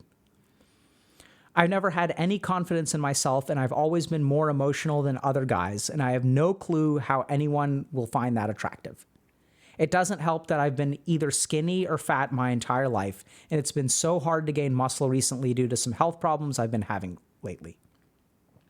I've never had any athletic hobbies, and I'm interested in a bunch of nerdy stuff and also studying computer engineering. Everything I see within myself is antithetical to what women value most in a strong, bold, confident man. I'm just an overly emotional nerd with little self-esteem to support myself, and according to every successful Chad out there, I'm a beta virgin loser who will never score with anyone. So this is tough. Because sometimes we grow up and we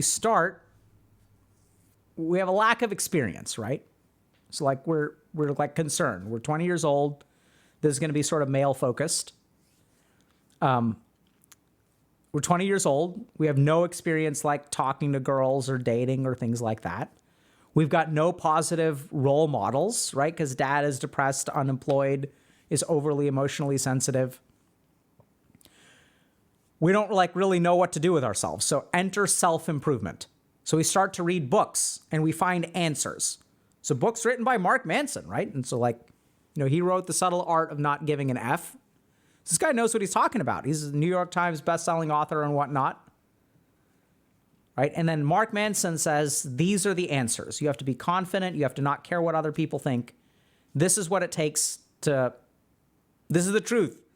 He's the speaker of truth. This is what women want.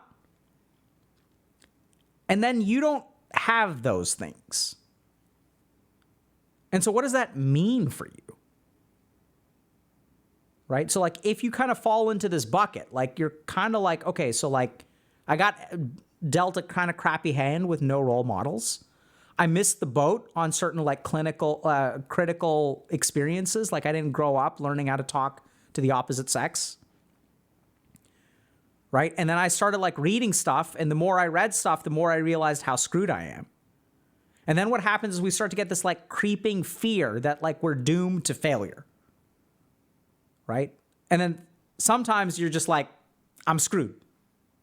It's GG. It's over. So the more that we educate ourselves, the more we realize how screwed we are. And so I'm like, what do you do about this? Like if you're not masculine enough and like you don't know how to relate to other people, like what do you do in this situation? Right? And then what happens is as you find the answers, like as you read these books, like people give you answers. I don't know if y'all caught our last stream where we talked about basically the model that these people use is by breeding insecurity. Because the more insecure they make you feel and the more that they say, by the way, I have the answer, here it is, right? Use my course or buy the essential manly Chad secrets for $59.99. 3 easy payments. That's their model. But as you read this stuff, like Mark Manson's like a pretty reputable dude, right? I don't know. I haven't read this book, so I don't know how well he cites what women want, and we'll get to that in a second. But he tells you, here are the answers. And this is the common answer. This is the most common answer that we tend to see. As someone who is confident and doesn't care about what other people think. And then here you are, you've always cared about what other people thought. You cared too much about what other people thought. And that sort of makes sense, right? Because if you're someone who's been socially anxious and has been always concerned about what people think. And the one thing that you wish you could change about your life, you could change one thing, it's that stupid voice in your head that's like, oh my God, what are they going to think? What are they going to think? What are they going to think? Because that voice paralyzes you. It keeps you from going to parties. Even if you go to parties, you're not able to enjoy yourself. Even if you go to parties, and who cares about enjoyment, but you can't seem competent to other people because you're so stuck in your own head.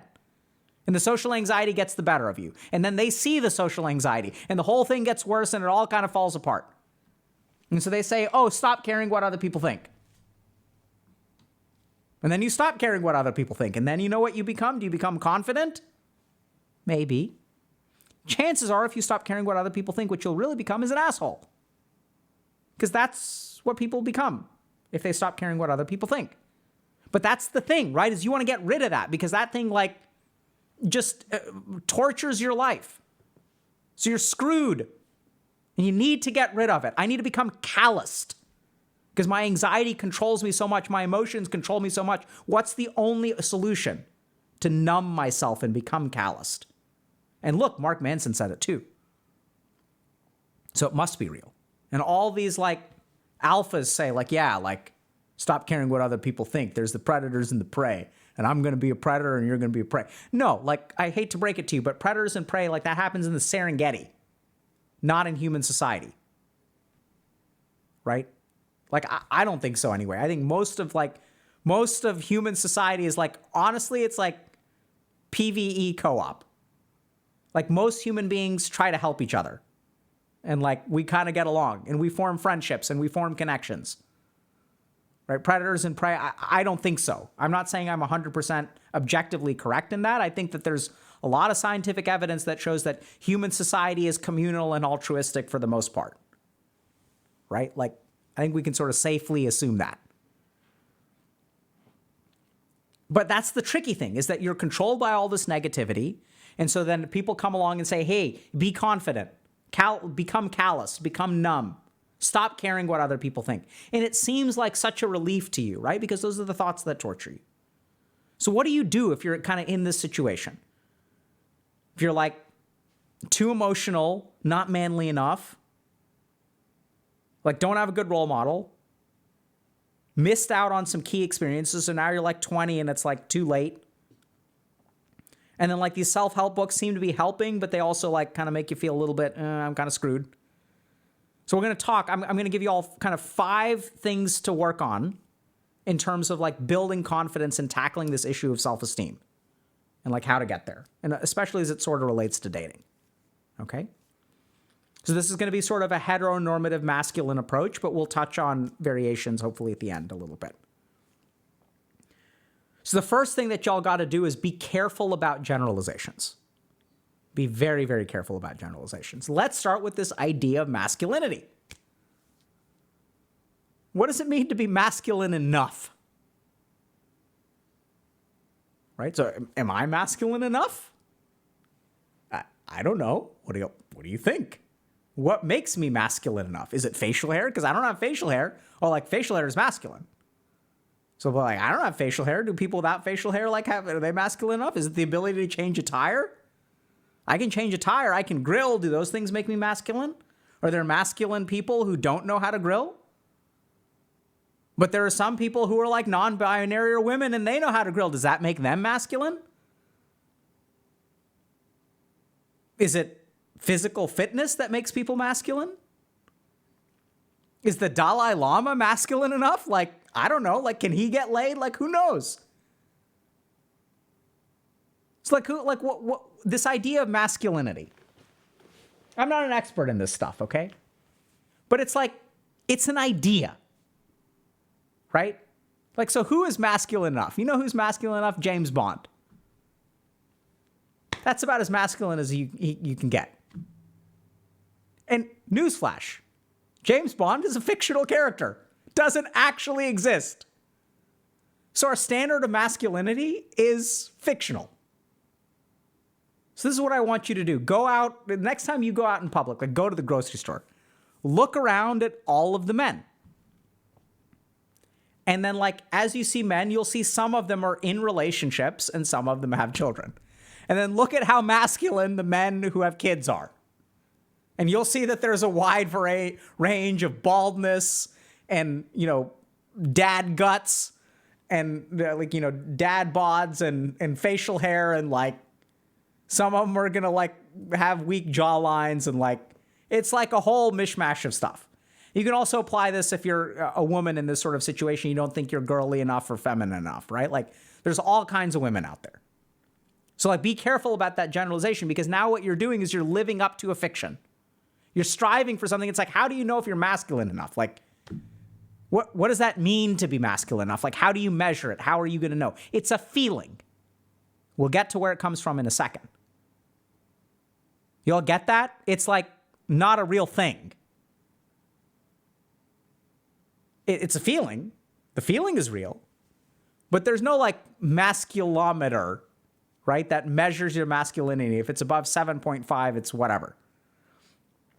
So it's like, I'm not saying there's nothing to the idea of masculinity, but what I'm saying is when it comes to your personal and very real life, aspiring to a fictional ideal is not something that you want to do without thinking about it critically.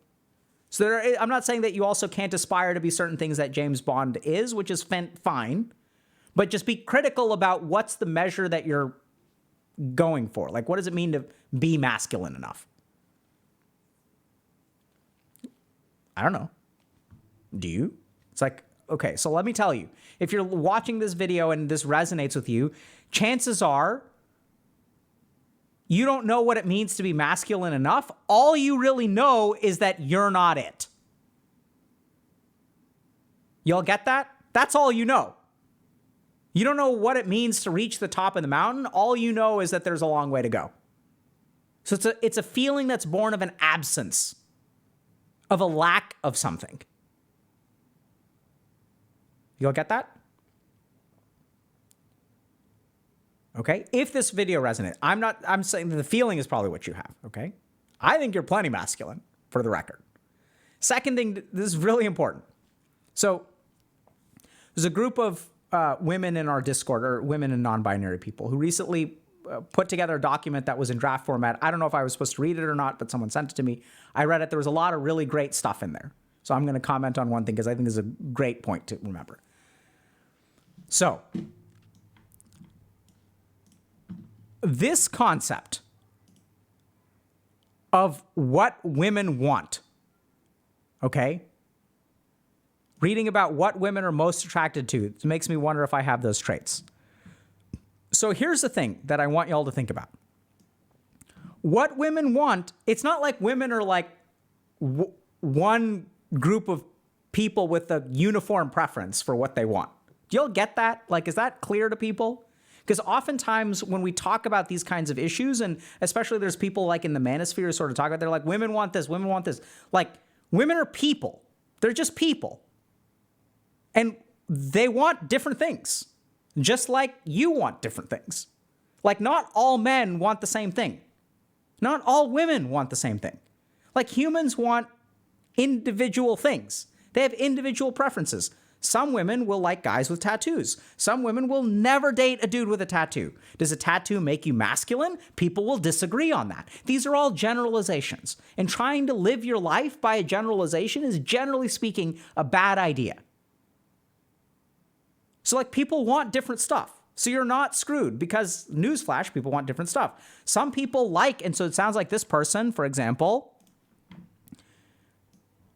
overall, my parents really cared a lot about sharing my emotions, which really helped me a lot with some of my depressed episodes, but I can't really see how those traits are attractive at all to women. So some of the women that I've talked to, when they're talking about what's the most important thing in a partner, they've told me, I want a man who's emotionally available. Heterosexual women. They happen to be. And so what does that mean? Right? So this person sounds like they would be emotionally available, because what they did get good role modeling on is how to be emotionally supportive to someone who's struggling. So there are a lot of people that I know that would really value this. Men or women, both. Non-binary too. Whatever. This is a valuable skill. My point is that, like, if you're trying to figure out, how to sort out your dating stuff, and how to figure out confidence and all this kind of crap. Start by like not generalizing. Right? Because it's just, I don't know, how do you make all women happy? I have enough trouble making a single woman happy. And I understand all of her preferences. And like, that's a challenge. One that I appreciate on a daily basis. Right? But like, I don't know how you're going to attract women. Like, they're not like Pokemon. Right? It's not like, oh, this Pokemon likes orange berries. And it's like, yeah, any Pokemon you see in the world, you can throw an orange berry and they'll be attracted to it. Human beings are not like that. You get that? Like, we get that? Because we don't think that way oftentimes, like in these circles and in these communities. And when our mind gets this way, we sort of think in generalizations. So step number one is stop generalizing, because human beings have individual preferences. And that's good because it gives you hope, right? Because you're not screwed. Because the idea that you're screwed is based on this generalization of like, I'm not masculine enough, and women want this, this, and this. Okay? Because once again, go to the grocery store and look who's got kids. A lot of the people who have kids are not going to be the Mark Manson ideal. I don't even know what the Mark Manson ideal is. Right? All kind of people have kids. All kind of people are in relationships. Okay? That's number one. Don't generalize. Okay. Point number two to understand if you're in this situation. You are not doomed by your parents.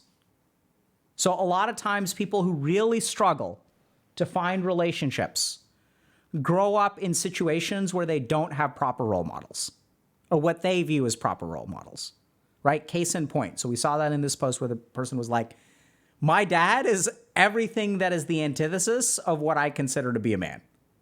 And it's like, wow, dude, that's rough. Okay? Some issues there, but let's just accept it at face value.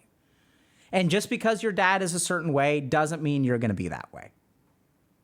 So this is where, like, this is something I want y'all to understand. If you were dealt a hand in life that gives you poor opportunities going forward, like if you don't have, a lot of inborn good role modeling and stuff like that, that just means that you need to be patient with yourself. Because what I see from this person is that they think about it critically. They're reaching out for help.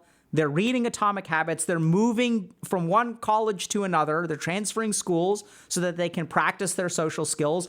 All of these kinds of things. So basically, if you think about your role models, that's what you were born with. That's your karma. You don't get to choose that. It's your starting zone. It's your spawn point. So if you get a good spawn point, you can build up pretty quick. So maybe by the time you're 20 years old, if you've got really good role models and stuff like that, you had your first girlfriend when you were 15, second girlfriend when you were 17, and then by 20, you're really comfortable with relationships. If you had the right starting point. Or you had a starting point like mine, which is no girls, no talking, no parties, no going to dances, none of that. You should do studies, right? If you're from like the South Asian diaspora and you're a first generation immigrant in the US or UK or parts of Europe, Canada, whatever, it's like, no dating, no dating, no dating. Why aren't you married yet? Why don't you have kids? What the hell is wrong with you? It's like, you turn 25 or you turn 26, it's getting close to beta, why aren't you married? So you got to be patient with yourself, because here's the thing. Even if you didn't have it when you spawned, you can absolutely get it, right? So if it's like, if you're playing Civilization and you spawn somewhere and there's no good place to start a city, you got to move until you find some floodplains. You feel me, bro? And so like, here's the thing, like someone else who spawned next to the floodplains gets to start their city on turn 1. Epic start. I have to move around for 12 turns. And I start my city on turn 12. That feels bad, man. Y'all get that? So be patient with yourself. Just because you weren't gifted these kinds of advantages by your parents does not mean you're screwed forever. It just means you can't follow the timeline of someone who started this city on turn 1. So you can't compare yourself to someone who's like had 3 relationships by the age of 20, because like you weren't given that opportunity. So you're just starting late It's okay. It's not over forever. In fact, catching up is actually way easier than you think. It's similar to this mechanic they have in Civ, where if you're the first Civ that researches a tech, right, all the subsequent Civs have a bonus to research that tech. It's kind of how it works. Catching up actually takes less time than being at the front of the pack. And if you're doing this stuff like reading books about it and thinking about it and working on it and all that kind of stuff, then you'll catch up real quick. Don't worry. But be patient with yourself, okay? If you think you're doomed because of your spawn point, your parents, be patient with yourself. Point number 2. Point number 3. This is really important. So when we start to objectify the people that we date and we start to think that they have uniform preferences, right? So if you're a woman and you're heterosexual and you're attracted to men and you're like, all men want this. And if you're a dude and you're attracted to women, you're heterosexual, you're like, all women want this. And if you're homosexual and you think the same thing, all men or women want this, like that's not true. So then the problem is that we got to be careful, because then a lot of what we try to do is impress the opposite sex, right? Oh, if all women want this, then I have to become this if I ever want to be in a relationship. So you put on your chameleon skin and you change color and you try to impress women. You try to become that which they want. And that's like, it's kind of weird because you're almost assuming that there's like it's like logic where it's like, if I do A, B, and C, the women will come. And there may be a certain truth to that. Like, I don't think so for the most part. There may be parts of that have some amount of scientific support, right? In terms of, we're going to get to that in a second. But in essence, what I would say is don't try to impress others. Try to impress yourself. So when people say work on yourself, like this is where like, I don't think you should go to the gym necessarily to make yourself attractive to more women. I would say, like, if I look at this sentence, here's what I see. It doesn't help that I've been either skinny or fat my entire life, and it's so hard to gain muscle. So I think the biggest reason that you should go to the gym is because you're not okay with the way that you look. Do y'all get that? Like, sure, women may find men who are in shape more attractive. Like, we can sort of do that. I'm sure if we polled a bunch of women, there may be research on this, so there may be some amount of truth to that. I'm not disputing that, but I'm saying that you shouldn't do something in order to make yourself attracted to more women. You should do something for yourself. Does that make sense? Like, this is how you develop confidence. This is important to understand. Because when I do something, if I go to the gym to impress a girl, let's say, and then I go to the gym for a year and I get buff, and then I ask her out and she says no, what happens to my confidence? So I've put all this investment for this one particular outcome, and once she says no, what do I stop doing? I stop going to the gym. And I lose confidence. Like, what the hell, man? Do things that impress you. If you are unsatisfied with the way that you look, do something about it. If you are unsatisfied with your social skills, do something about it. If you are unsatisfied with your professional life, do something about it. If you are unsatisfied with your emotional well-being and your emotional state and how sensitive you are and how much your emotions control your behaviors and thoughts, do something about it. But do it for yourself. Will that, generally speaking, make you more attractive to the people that you want to date? Probably. But don't do it for them. Do it for you. Because this is really important to understand. Like, the value here, and this is where, like, when I sort of think about where successful relationships come from, I think about people who sort of, like, are the best version of themselves. And what you do is you put that on display. You don't try to get someone to like you, right? So that also has a subtle point of, like, removing their choice from the equation. Does that make sense? Like, that person gets to decide if they want to date you or not. It's not like you can do a bunch of stuff and then they'll magically, like, you'll be able to shape their thoughts. Like, it's not what you should try to do anyway. Like, you should be what you are and then put yourself on display. Offer whatever you can to other people. And polish it by all means, right? So like, if I'm selling apples, like I'm going to make sure that I wipe down the apples and make them clean and I'll set them up nicely and stuff like that. So by all means, like advertise, but be what you are, right? And focus on first of all, like impressing yourself. So if there's some kind of deficiency that you've got that you're not happy with, you should work on that 100%. And that's what it means to work on yourself, right? And this is not where like, it's not like working on yourself will magically like make a woman appear and then it's like, boom, girlfriend, right? Working on yourself is for yourself. And then like, as you become confident, hopefully you'll end up being more attractive to women, or you will allow yourself to be put on display instead of so stuck in your head or whatever. And then other people will be attracted to you. But it's kind of weird because it's one of these things where it's like the goal that you're looking for is not the goal that you should work for.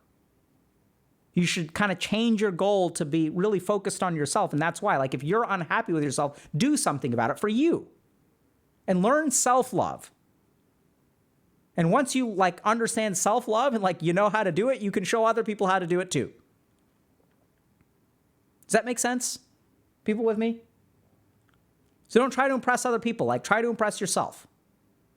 Be happy with the person that you are and work towards being happy with the person that you are.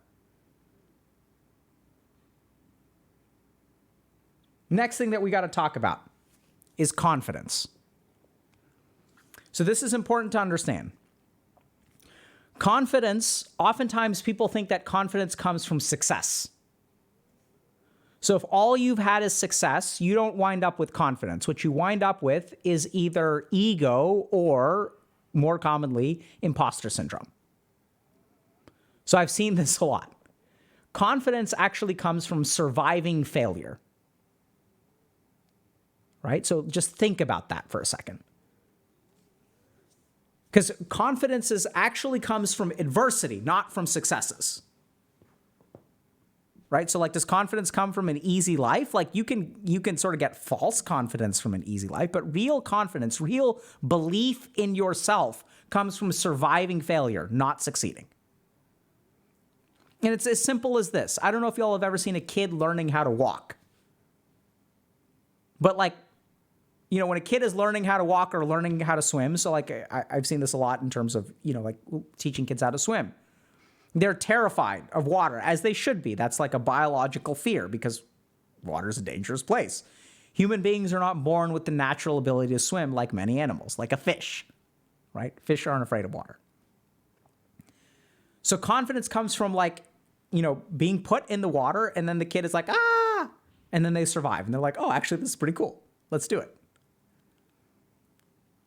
So in terms of dating and stuff like that, confidence in dating comes from actually surviving rejection,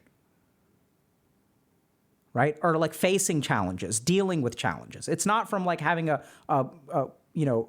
problem-free relationship. It's all from like being able to recognize that if I have a problem in a relationship, conflict resolution.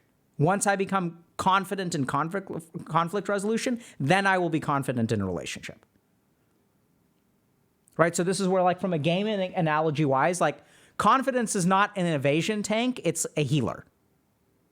Which one's more reliable? Like, I can evasion a tank. Yeah, I've got 90% evasion, but it's a one-hit KO. Like, that ain't how you get confident. Confident is a bunch of armor and a healer behind you who's dedicated. You're going to hold aggro. You're going to take damage, but you know that healer is there.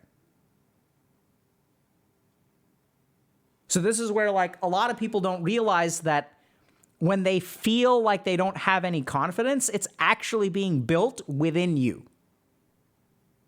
This is what confidence looks like. Why am I confident in myself? Because I failed.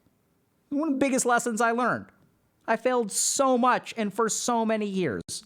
Got rejected from medical school 120 times for one acceptance. And then when I started, I was like, ain't no one going to take this away. I don't care. Surgeons can be assholes to me. Not a problem. I have to survive this rotation for 3 months. I have to deal with this narcissistic ass for 3 months. And then I never have to talk to this person again.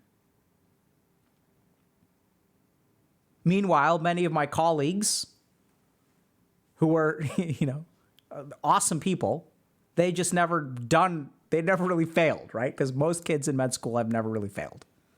They're like 4.0s, straight A's all the time, top of their class. And then suddenly, this is one of the cruelest things. One of my friends went to Harvard Law School, and I asked him, how are you enjoying how's your first year? And he's like, it's kind of rough. And I was like, oh, really? I'm so surprised. Like, why is that? And he said, one of the cruelest things you can do to a group of people who have been the best their entire life is to suddenly make them average. I was like, damn. Brilliant guy.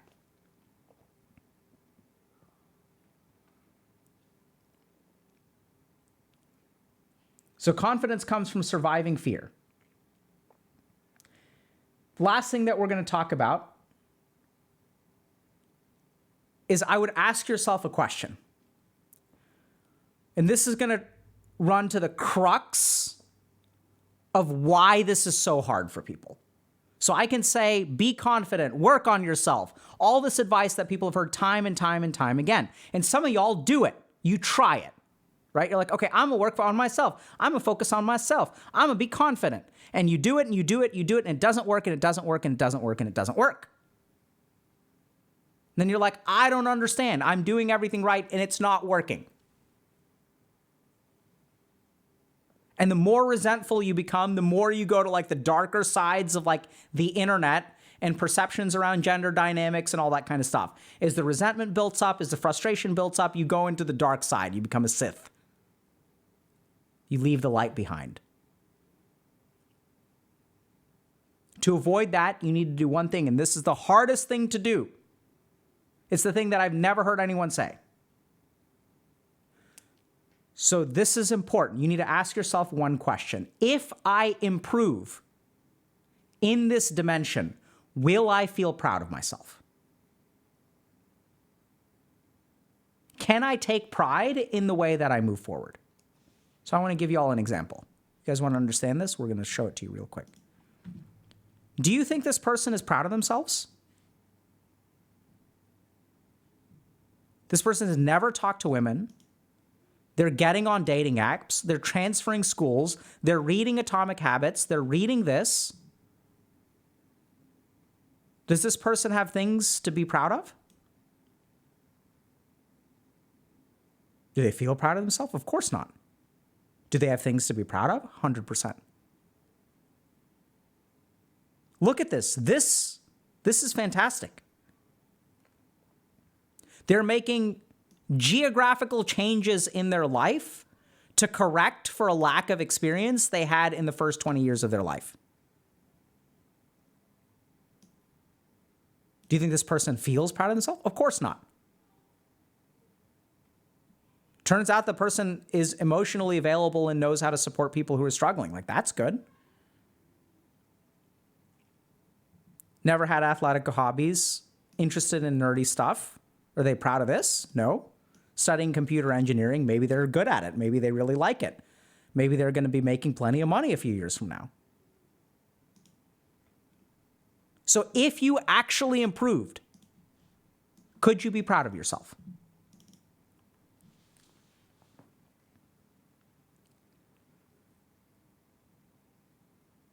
And if the answer to that question is no, that's a huge problem. Because that question being no is the crux of why you can't be confident in yourself. Do y'all understand that? Does that make sense? Because even the progress that you make, the very things that are supposed to make you confident don't make you confident. That's devastating. So as you go trying and trying and trying, because everyone's like, oh my God, like do all this stuff, you'll be confident, you'll be confident, you'll be confident, and it never comes. And now you feel more resentful because you've made so many sacrifices. I moved, I did this, I read this book, I did all these things. I'm working so hard and none of it is working. And that's because you're looking at the outside. You're not looking at what in here prevents you from being proud of yourself. So ask yourself this question. If I went to the gym for a week, could I be proud of myself? Because think about this, right? If you ask yourself that question, of course the answer is yes. Like, of course you should be proud of yourself. And then people go to the gym for a week, and how do they feel about themselves? Tired, ashamed. Oh my God, I'm so out of shape. And now we see the crux of the problem, which is the very medicine that you take makes you nauseous and vomit. And then what are you supposed to do?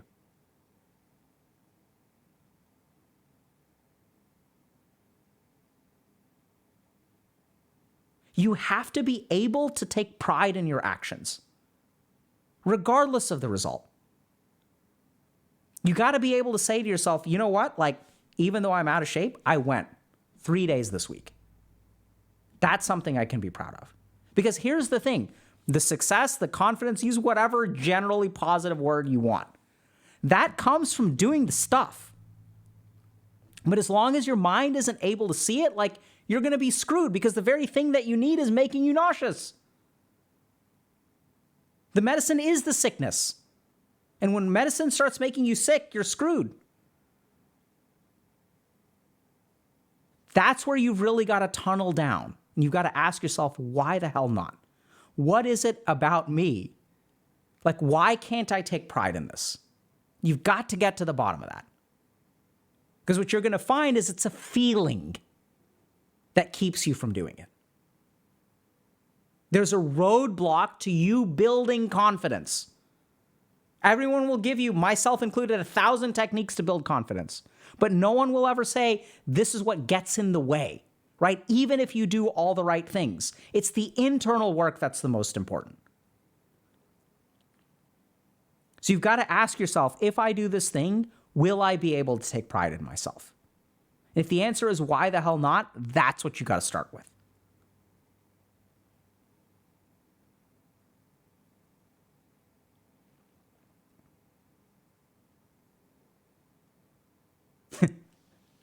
Last thing to think about.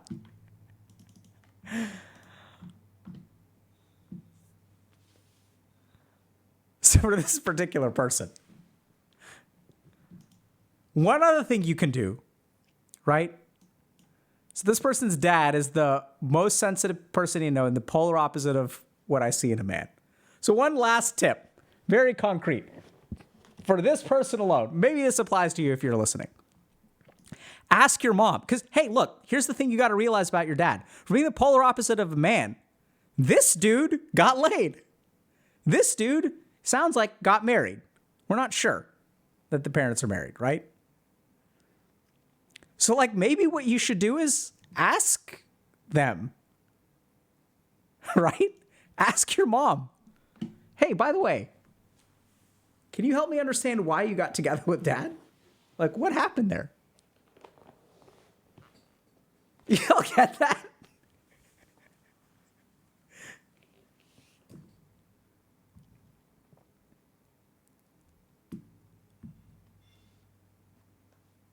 Like, seriously. Right? So here's the thing, like, don't worry about these, like, ask them.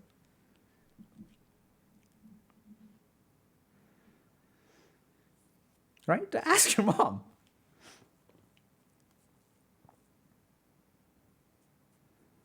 All right, questions before we meditate.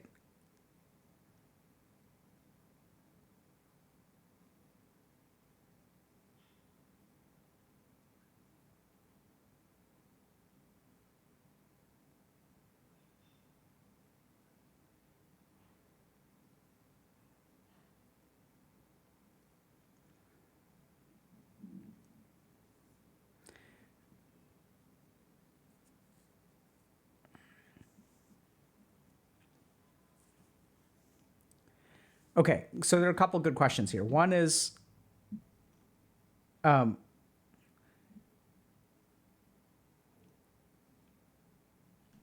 so I wouldn't ask your dad, how did you get laid? I would talk to your mom. So once again, open-ended questions, okay?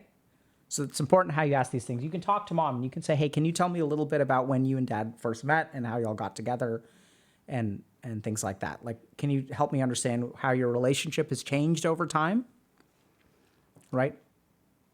Have y'all changed? So I wouldn't ask something like, even though sort of what you want to get to at some point is dad always been like this, but it's possible that he wasn't like this. You can also share with your parents, because it sounds like they are emotionally supportive. You can sort of share with them, hey, I feel really anxious about my own dating life. Like, what do y'all think about that? I'm concerned that I'm not masculine enough. What do you think about that? You can talk to them about it.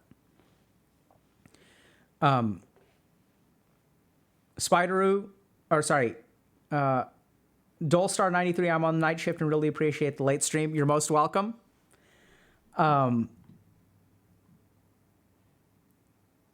So someone's asking, should we change goals to focus around actions and do more towards confidence? That's something that we've been saying for a long time. So I think that generally speaking, goals should be framed. So we've got a series on YouTube that's goal setting and motivation, which is actually one of our, it's a coaching curriculum that we actually live streamed. So we put together a goal setting and motivation curriculum for our coaching program. So we were literally teaching our coaches, how do you get a client to set the right goals and find the motivation to actually accomplish them? And so we actually, that whole curriculum was streamed and is on YouTube. So y'all can watch the curriculum. Now, the thing to remember there is that you can watch the curriculum, but generally speaking, it's hard to do this stuff, like sometimes on your own, right? So like, this is where it's hard to, so when you ask yourself the questions, like, so here's a good example. Like today I said, ask yourself the question, why can't I take pride in this? That's the kind of thing that you can get to the bottom of that through introspection. But having someone else like pay attention to things and ask you and sort of connect the dots and stuff like that, like that's going to be easy for someone to do externally. So even if we look at the way that we kind of analyze this post, right? So I'll give you all just an example. So this person, by the way, is not uncommon as a client in our coaching program in terms of the kind of person that we help. The key thing is that a lot of our clients come in and problems, right? But what they don't realize is like, actually, like this is pretty epic. So if you think about, what is the role of an external person? The role of the external person is to point this out to you. And this is like, if y'all were watching this, you'll sort of get that aha moment when I point it out. You'll get this aha moment where it's like, hey, wait a second, your dad got laid. It's like you never thought about it that way, right? So y'all can watch the goal setting and motivation stuff. It'll teach you about how to set appropriate goals. We have we have a more advanced version of this that's designed for y'all, so it's more like for our community in Dr. K's Guide to ADHD and Doing Stuff. But there's a 4-hour set, 4 hours of lectures that are available on YouTube. And if this is the kind of stuff that like, you can do this stuff on your own, but it's the kind of thing where like it just really, really helps to have someone else paying attention to your cognitive biases and kind of pointing them out to you and questioning where they come from. And that's why we actually decided to have stuff in addition to streams, right? So like I can answer questions. The problem is that like, as I point these things out, maybe you can realize some of this stuff, but there's no substitute because I can't get to everyone, right? I can't do this for everyone. And like, even like we used to do a bunch of interviews which was like 2 hours with one person, which is like, we can only get to one set of issues. And the more we tunnel down with that person, the more helpful it is for that person, but the less applicable it becomes for everyone else. Does that make sense? So the whole reason that we sort of went with a coaching program is because like this process of pointing out your cognitive biases, recognizing your thinking, recognizing actually that you do have a lot to be proud of, it gets buried in our mind, and sometimes you need someone else to bring it out. Now, so one of the things that we do teach our coaches, which, like I said, you can watch our educational curriculum for coaches. And if that kind of stuff appeals to you, then I definitely sign up for coaching. But if you're interested in just what we teach the coaches, check out the goal setting and motivation seminar on YouTube. And we'll talk a lot about things like the 25% rule and stuff like that. So for example, this is also covered in the guide, but basically if we think about goals, right? So when we set a goal based on our target, right? Like, I want to lose 20 pounds. So when you set a goal to lose 20 pounds and you lose a single pound, what does that do for your motivation? What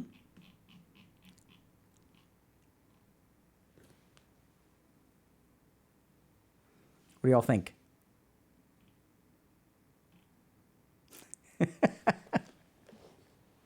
Right? So some people are saying increases it. Most people are saying goes down, kills it, decreases it. You've made progress and your motivation goes down. Right? For a lot of people. Not saying everyone. Some people are able to see the progress. The whole point is that some people aren't. Some people are like, oh my God, I'm working so hard and all I have to show for it is losing a single pound. Right?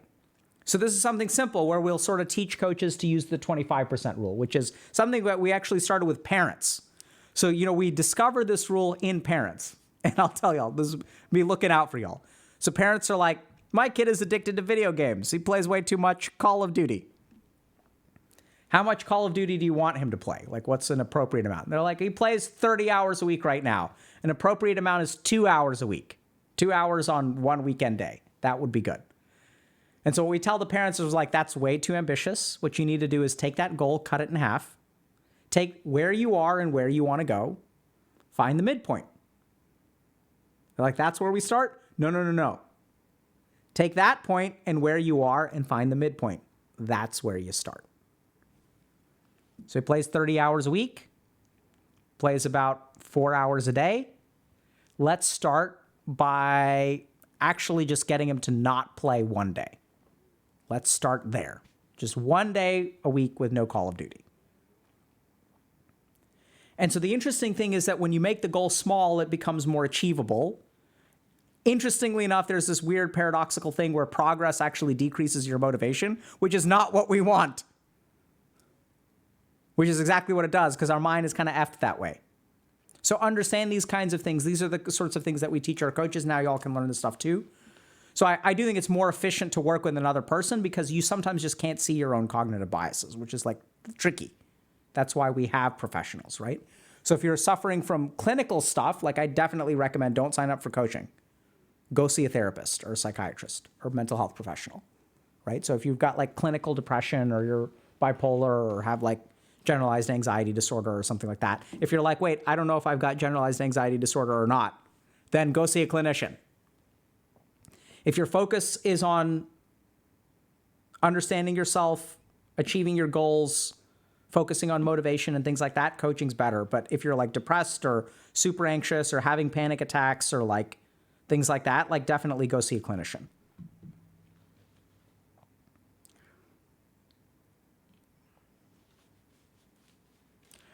So if someone says, what if the doctor doesn't believe me? So two things you can do. You can ask the doctor, can you help me understand why you don't believe me? What's up with that? Or you can seek a second opinion. And you can seek a second opinion. So why does progress decrease motivation? Progress only decreases motivation if the goal is too far. Does that make sense? So if I'm climbing to the top of Mount Everest and I take 5 steps, my mind does not, this is all explained in the new guide that we've got coming out, and including techniques and what to do about it and all this kind of stuff, but I'll just explain it here. So our mind has a vague sense of progress, and it knows, our mind is efficient. So why does our motivation decrease? So the question, let me just start from the top.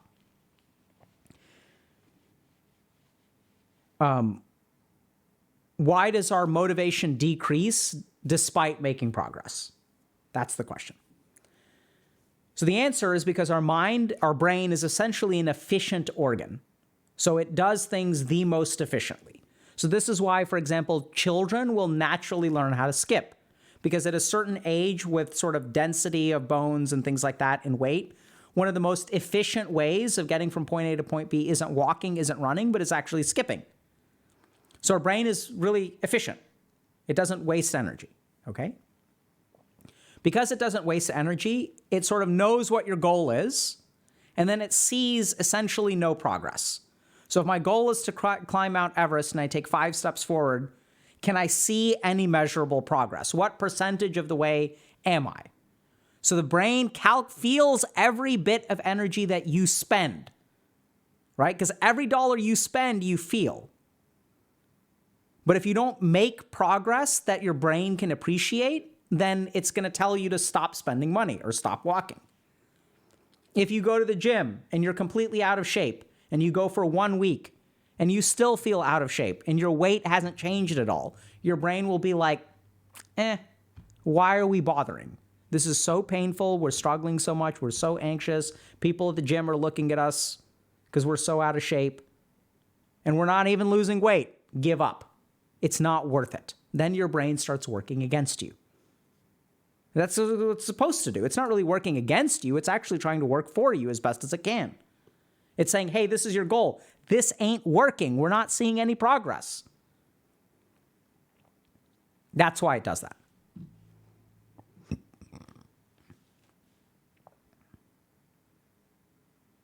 Someone's asking, should I try to take pride in skills that I feel like I've learned out of necessity? Self-teaching, for example. I don't think much of these skills, but others compliment me on them, and I feel like I should take more pride in them. You should start by understanding why it's hard for you to take pride in them, which you sort of answered in the question, right? You said, I learned out of necessity. So you feel like you don't deserve their compliments because you had no choice in the matter. So that's okay, but I would tunnel down into that. And I think you can also acknowledge that you were given certain... So I'd say you don't necessarily have to take pride, but there's all kinds of work to be done there, okay? So one is you have to figure out why you can't take pride, like what makes it hard for you to take pride. Secondly, how does it feel when people compliment you? Can you acknowledge that you are good at something and even above average and are exceptional at something and still not take pride in it? Can you at least own that you're awesome without necessarily feeling proud of it? Can you experience gratitude? Can you sort of acknowledge that, oh my God, I'm so accomplished at this, and I'm grateful that I had the opportunity and circumstances to learn it? I think all that stuff is super healthy for you to do.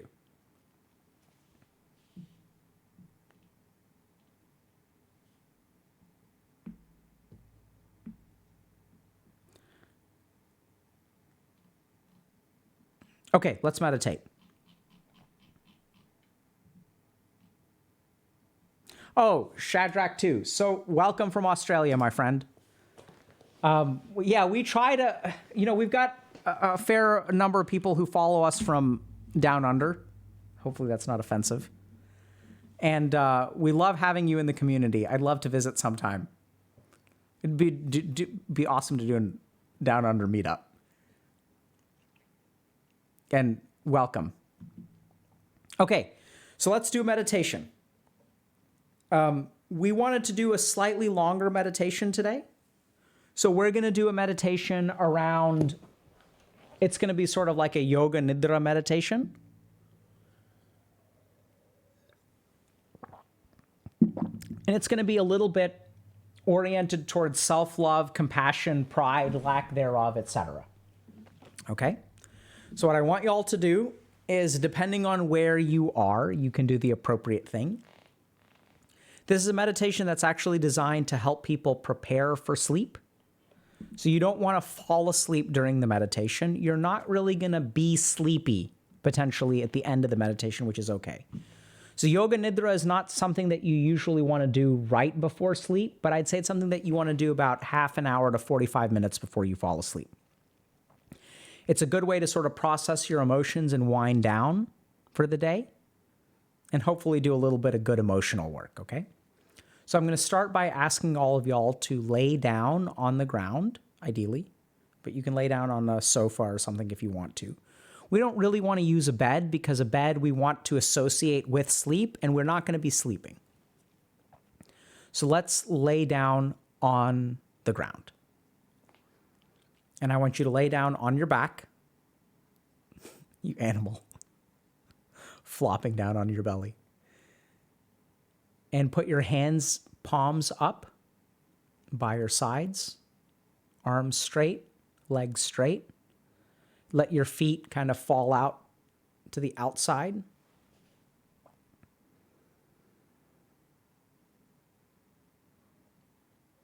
And just take a moment to relax into the ground.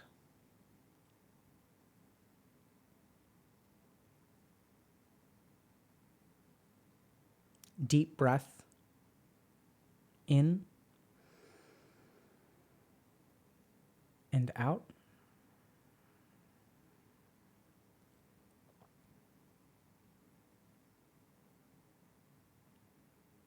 In and out.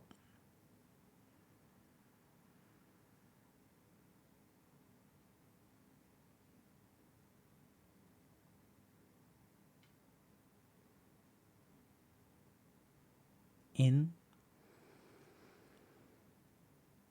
and out.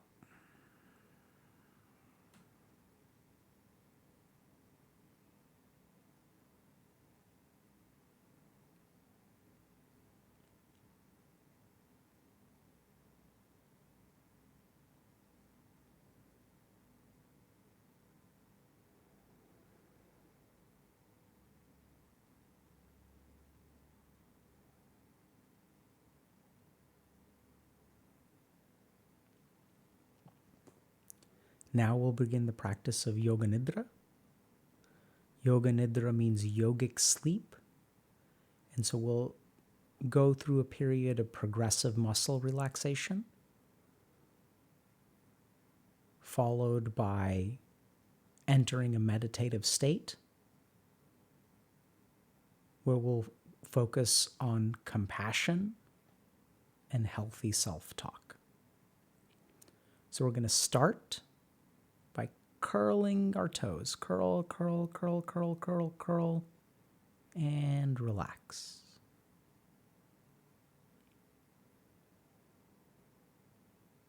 Continue to breathe. And now take a deep breath in, and we're going to curl our toes and then tighten our ankles. Toes and ankles, toes and ankles. Tighten both of those things and relax. So what we're going to do is gradually tighten more and more of our body with a single breath. And then we'll relax as we exhale. So now take a deep breath in, curl toes, ankles, and flex your calves. Toes, ankles, calves, feel the heat, feel the energy. Hold it, hold it, hold it, and breathe out. Relax. So as I direct you, tighten on the inhale and hold the breath, and then exhale and release. Take a deep breath in, toes, ankles, calves, and then lock knees, lock your knees, lock your knees. So the lower part of your leg is tight, tight, warm, hot, and relax. Exhale. Deep breath in, toes, ankles, calves, knees, and now the thighs. Thighs, thighs, thighs, knees, ankles, calves, toes, all curling, curling, curling, and relax.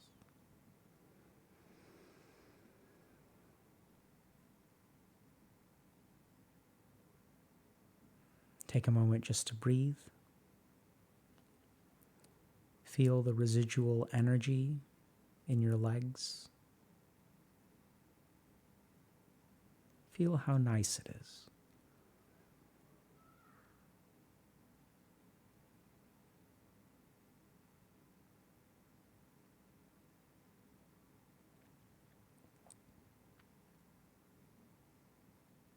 And now we'll begin. Take a deep breath in. Toes, ankles, calves, knees, thighs, and now buttocks or the gluteal region. Clench, clench, clench, clench, clench.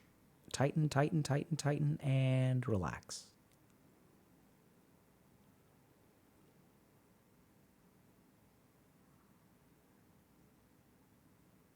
And now deep breath in.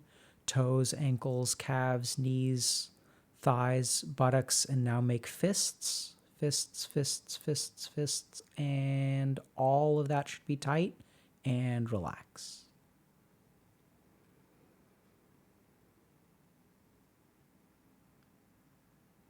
Just take one moment to breathe.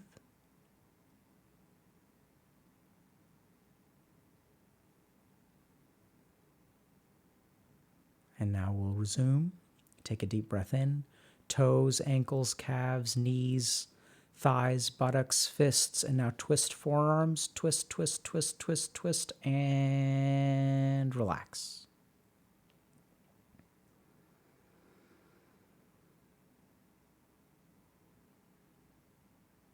Deep breath in. Toes, ankles, calves, knees, thighs, buttocks, fists, forearms, and now curl your biceps, curl your arms up, tighten the bicep, tighten the bicep, tighten, tighten, tighten, and relax. Let your arms rest by your side, palms face up. Deep breath. In and out.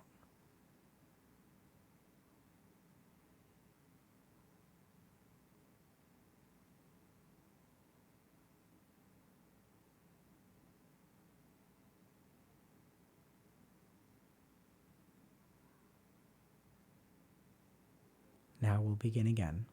Deep breath in. Toes, ankles, calves, knees, thighs, buttocks, fists, forearms, biceps, and now the abdomen. Clench the abdomen, tighten your abs, tighten, tighten, tighten, tighten, and relax. Feel how good it is to just breathe.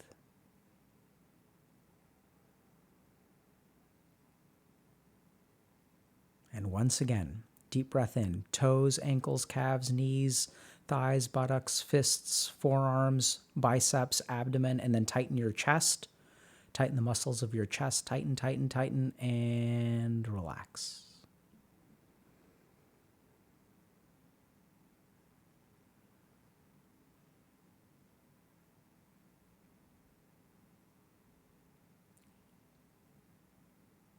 Deep breath in. Toes, ankles, calves, knees, thighs, buttocks, fists, forearms, biceps, abdomen, chest, and then clench your throat.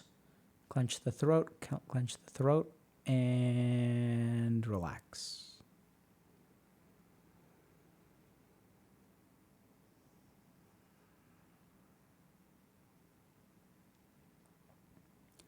Deep breath in. Toes, ankles, calves, knees, thighs, buttocks, fists, forearms, biceps, abdomen, chest, throat, and then tighten your jaw. Clench down gently but persistently. Tighten, tighten, tighten, and relax.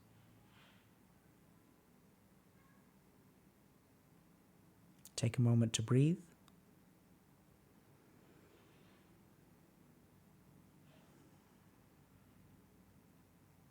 And now begin again.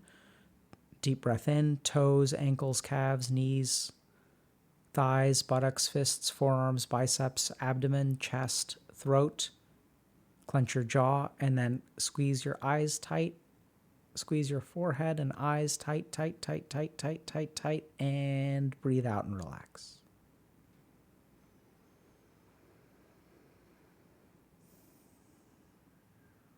And now we're going to go for a whole body contraction. Take a deep breath in. Toes, ankles, calves, knees, thighs, buttocks, fists, forearms, biceps, abdomen, chest, throat, jaw, eyes, and forehead. Whole body relaxation. Feel all of that energy, that power within you. Feel it clench tighter, tighter, tighter. Hold it, hold it, hold it, hold it, hold it. Hold your breath. Hold it and out.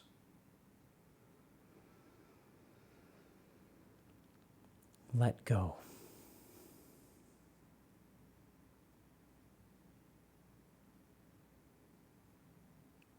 Sink and float.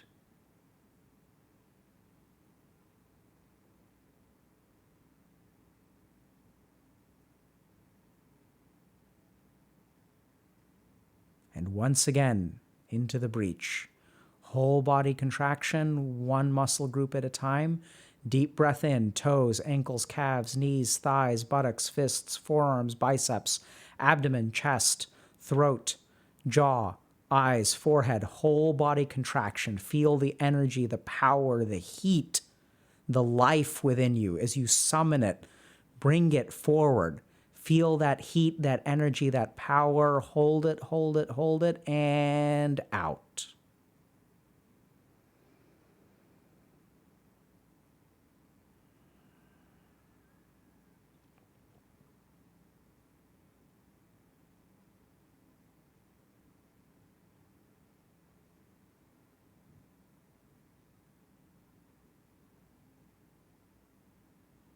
Drift.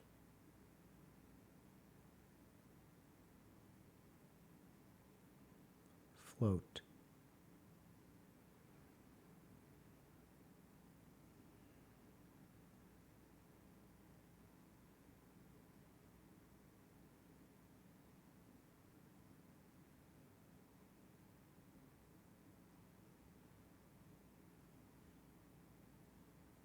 And one last time, prepare yourself. Slow, deep breath in. As you breathe in, start with the toes, the ankles, the calves, the knees, the thighs, buttocks, fists, forearms, biceps, abdomen, chest, throat, jaw, eyes, forehead. Complete contraction of your entire body. Feel that energy, that heat, that power, that Shakti. This is the energy of life within you as you hold your breath and contract, summon it up, feel it, and cover your entire body. It's almost too much to handle. And out.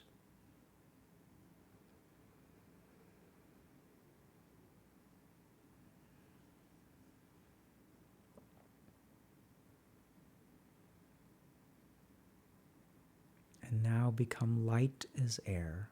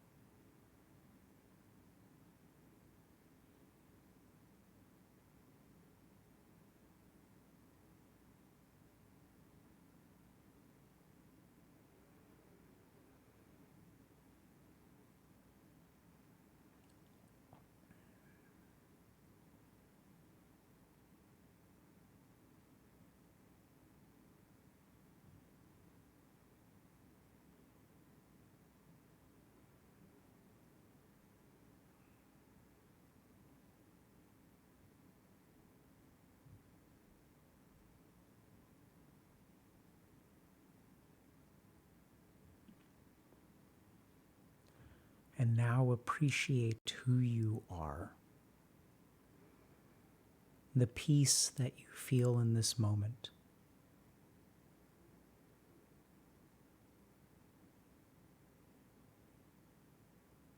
Drifting, floating.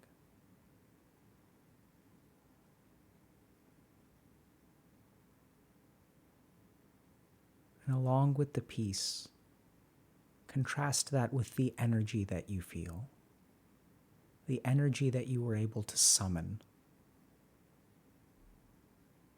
the unadulterated heat, power, perfection. Both of these states are your birthright.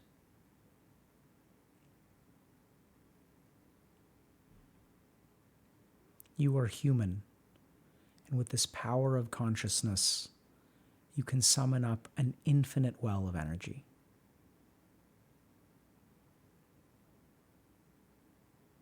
You could feel it, the intensity,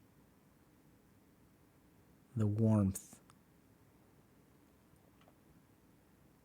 as well as the coolness, the drifting, the floating.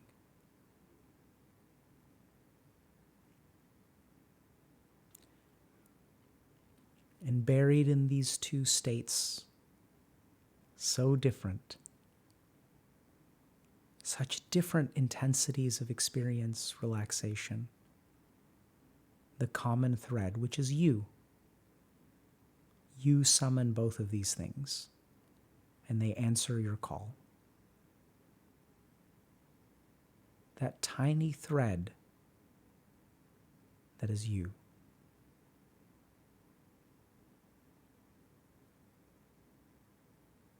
Not your mind, but your consciousness.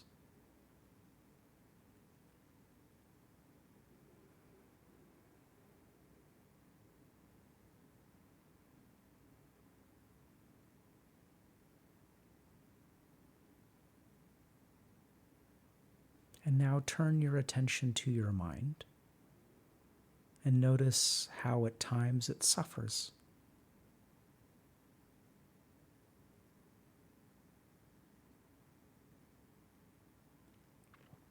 It gets buffeted back and forth by the miseries of life. Its perception of you inadequate. It notices your mistakes. It feels guilty. It feels shame. It also feels joy and pride at times. But that's just the perception of your mind. For the last few minutes, you have been centered securely in the self. The part of you that is both most perfect and also most true. The part of you that transcends worry, transcends fear.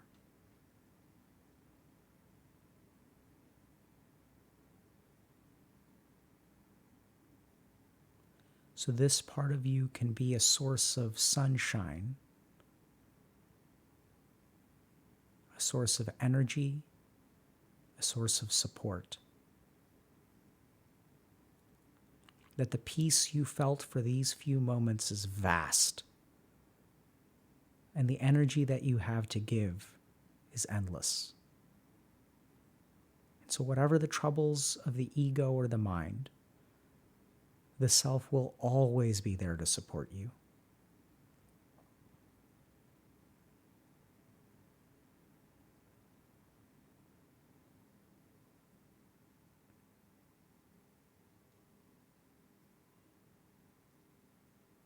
Take solace in this.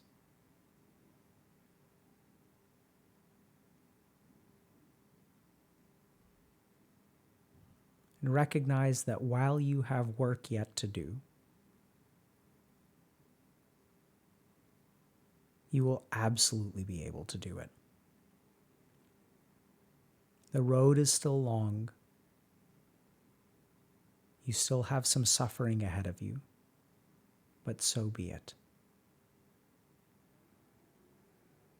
Know that there is a part of you that you maybe hopefully caught a glimpse of, or maybe sat with for some time today, that is perfect and will always be in your corner no matter what.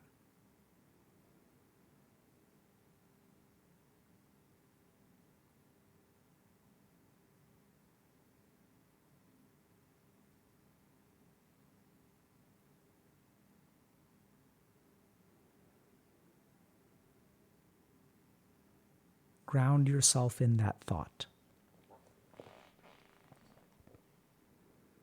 Hold on to a fraction of the energy and the peace and bring it with you into your mind.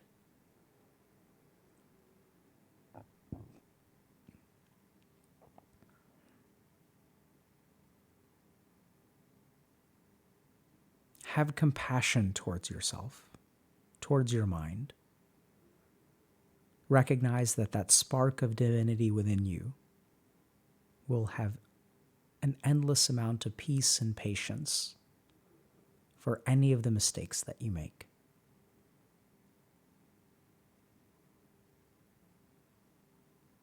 like an encouraging friend, it'll help you get back up. And it'll also tell you to try again. So take these feelings of peace and energy and translate them into words to take with you from this practice. The unadulterated experience is not something the mind will be able to understand.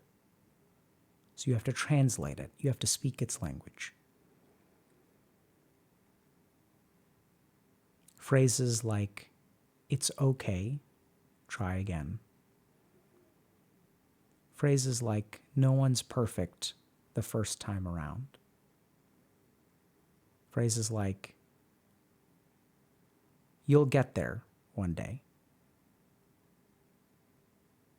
Phrases like, despite what's happened, I'm proud of you.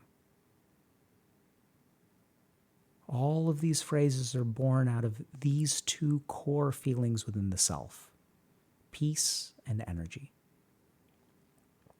So whichever phrase resonates with you is the one that you will carry with you out of this practice. I'm doing okay. I deserve to be whole.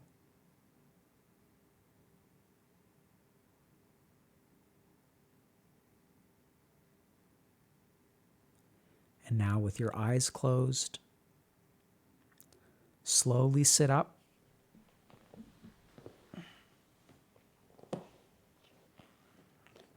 You can adopt a meditative posture, sitting cross-legged with your back straight, or something like half lotus, Ardha Padmasana, or lotus Padmasana if you can do that, or Vajrasana. Put your palms together. If you don't know what that means, no big deal. You'll learn, right? Be patient with yourself. And it is time to learn. Eyes still closed. Put your hands together in front of you in Namaste position. Bow your head and offer thanks. It's not so much about who you offer the thanks to. Just feel the gratitude for these past few moments.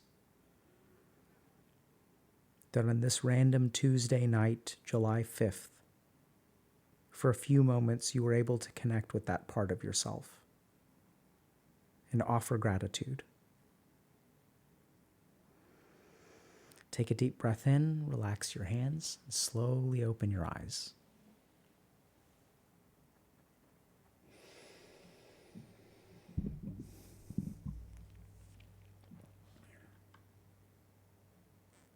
Code Monkey's asking, is it normal to be out of breath after the contractions? 100%. That's why we hold the contraction.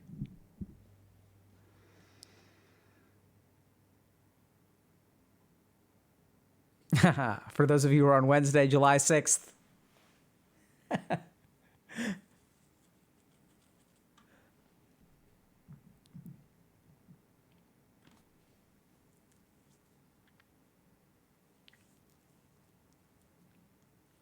Okay, so I know people are getting all kinds of different things. So some senpai is saying, thank you, that was intense. You're going to hate. Interesting name. Is saying, I'm tearing up, thank you. It's my birthday. Damn, I cried. The wiener butt. I think I saw the light during contractions, Omega lol. So I'd say my favorite part of meditating on Twitch is the contrast between the name of the Twitch user and the profound statement that they make about their meditative experience. The wiener butt saw a light during the contractions. So Kiko Brielle also cried. Okay to cry. All kinds of stuff comes out. Okay, it seems like a lot of people are crying. Champer, 13. Tian Yu Hao is also crying. So Unknown had a weird reaction where water is coming out of their eyes. So Shaka Shocker is saying that was nice, tough but nice. Yeah, so meditation isn't always supposed to be easy. And I like these meditations. You know, some meditations are hard because you're not doing anything. This meditation is hard because you're doing a lot. And for some people, you need that intensity. You know, like you need, like, it's got to be hard. It's like, got to be hardcore. It's like you can't do the AFK meditation. The AFK just feels like too AFK. Like, oh, like notice your breath. Notice your breath. Notice. I'm tired of noticing. Let's do something. Okay, cool. So someone's headache went away. That's good. I don't know if that's reliable, but I'm happy to hear that.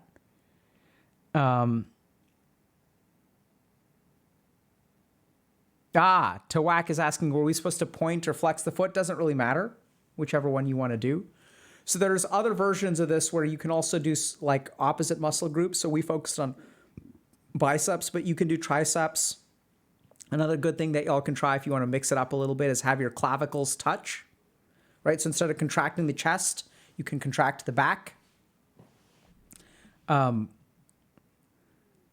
Yeah, so Gugly Wubbins is saying, I joined halfway through it. I'm still exhausted. Awesome.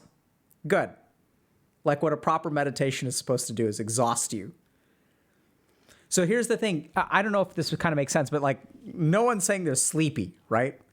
So this meditation, the cool thing is it's kind of exhausting, right? Which is like weird. Like you think that like a meditation before sleep should be relaxing. No, like we're going to exhaust you, but like peacefully exhaust you, right? It doesn't ramp you up. Like the problem with some stuff that exhausts you is that it ramps you up and exhausts you. So Yoga Nidra is cool because it like exhausts you without ramping you up. You just kind of feel like it was intense and you kind of feel owned. And then like, so now go through your bedtime routine and hopefully what'll happen is you'll like have like a really good sleep tonight.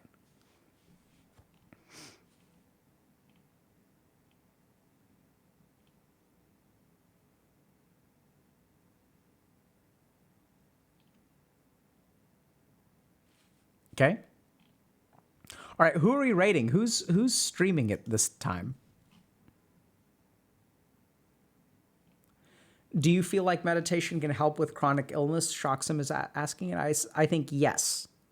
So there's even data to support that. By help with chronic illness, I don't know exactly what you mean by help. There are some studies that meditation can have some clinical benefits in terms of particular chronic illnesses. Depending on what the illness is and the quality of the study, that effect is going to be somewhat variable. But I think that even if it doesn't help with the clinical stuff, it'll improve quality of life. So one of my first research projects when I was back from India, I was working with cancer patients. And we had this hypothesis that teaching cancer patients meditation would improve their pain, right? Pain relief. So did our study, and we found that meditation had no impact on pain scores. Cancer hurt just as bad. So we were kind of disappointed, and we asked the research subjects, we were like, well, what's going on? Like, did the meditation not work? And they're like, no, I love it. I do it every day. It helps so much. And we got confused because we were like, but your pain score is the same. They say, yeah, like technically the amount of pain I feel is actually the same. I don't think the pain has gotten better. What meditation has allowed me to do, it feels like there's a window between me and the pain. So the pain doesn't bother me nearly as much as it used to. It used to hurt a lot. The pain is still there, but it just hurts a lot less when I meditate. So I still remember that conversation to this day in terms of truly understanding what meditation does. So there are cases where, meditation will alter hormonal levels and like stress hormones and stuff like that. So you do see clinical benefits in some things. But depending on the condition and depending on the person and stuff like that, your mileage may vary. Still think it's good to do. Research on meditation is like absolutely fascinating.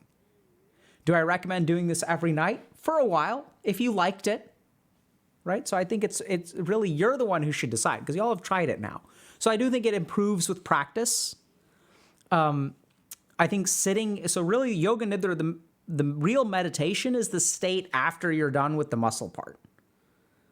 The muscle part is just a really good way to get a lot of people to that kind of like calm, weird, floaty, sort of peaceful state. And you just like float in that bathtub of peace for a little while. And the problem is that if you really think about it, we don't really have a time in our day where we get to be at peace. We get to be distracted. We get to be relaxed. We sometimes get to have fun.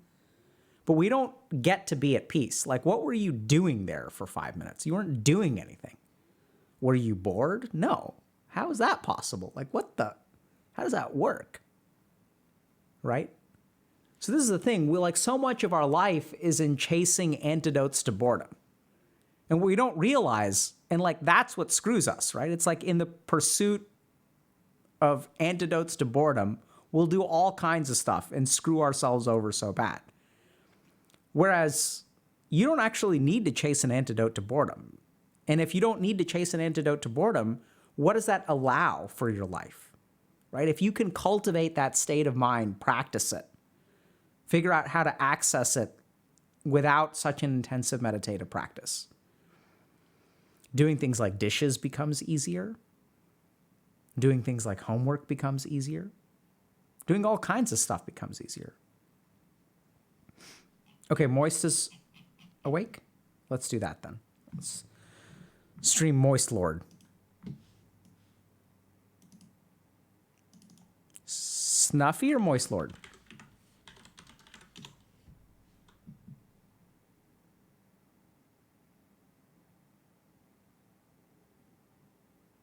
Snuffathon day 5.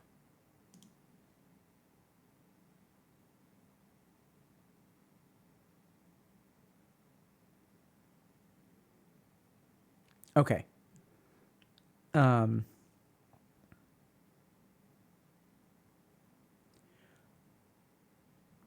So I want to say, so people asking me to upload this to YouTube. I don't know if it's going to be uploaded, but 2 things to tell y'all. One is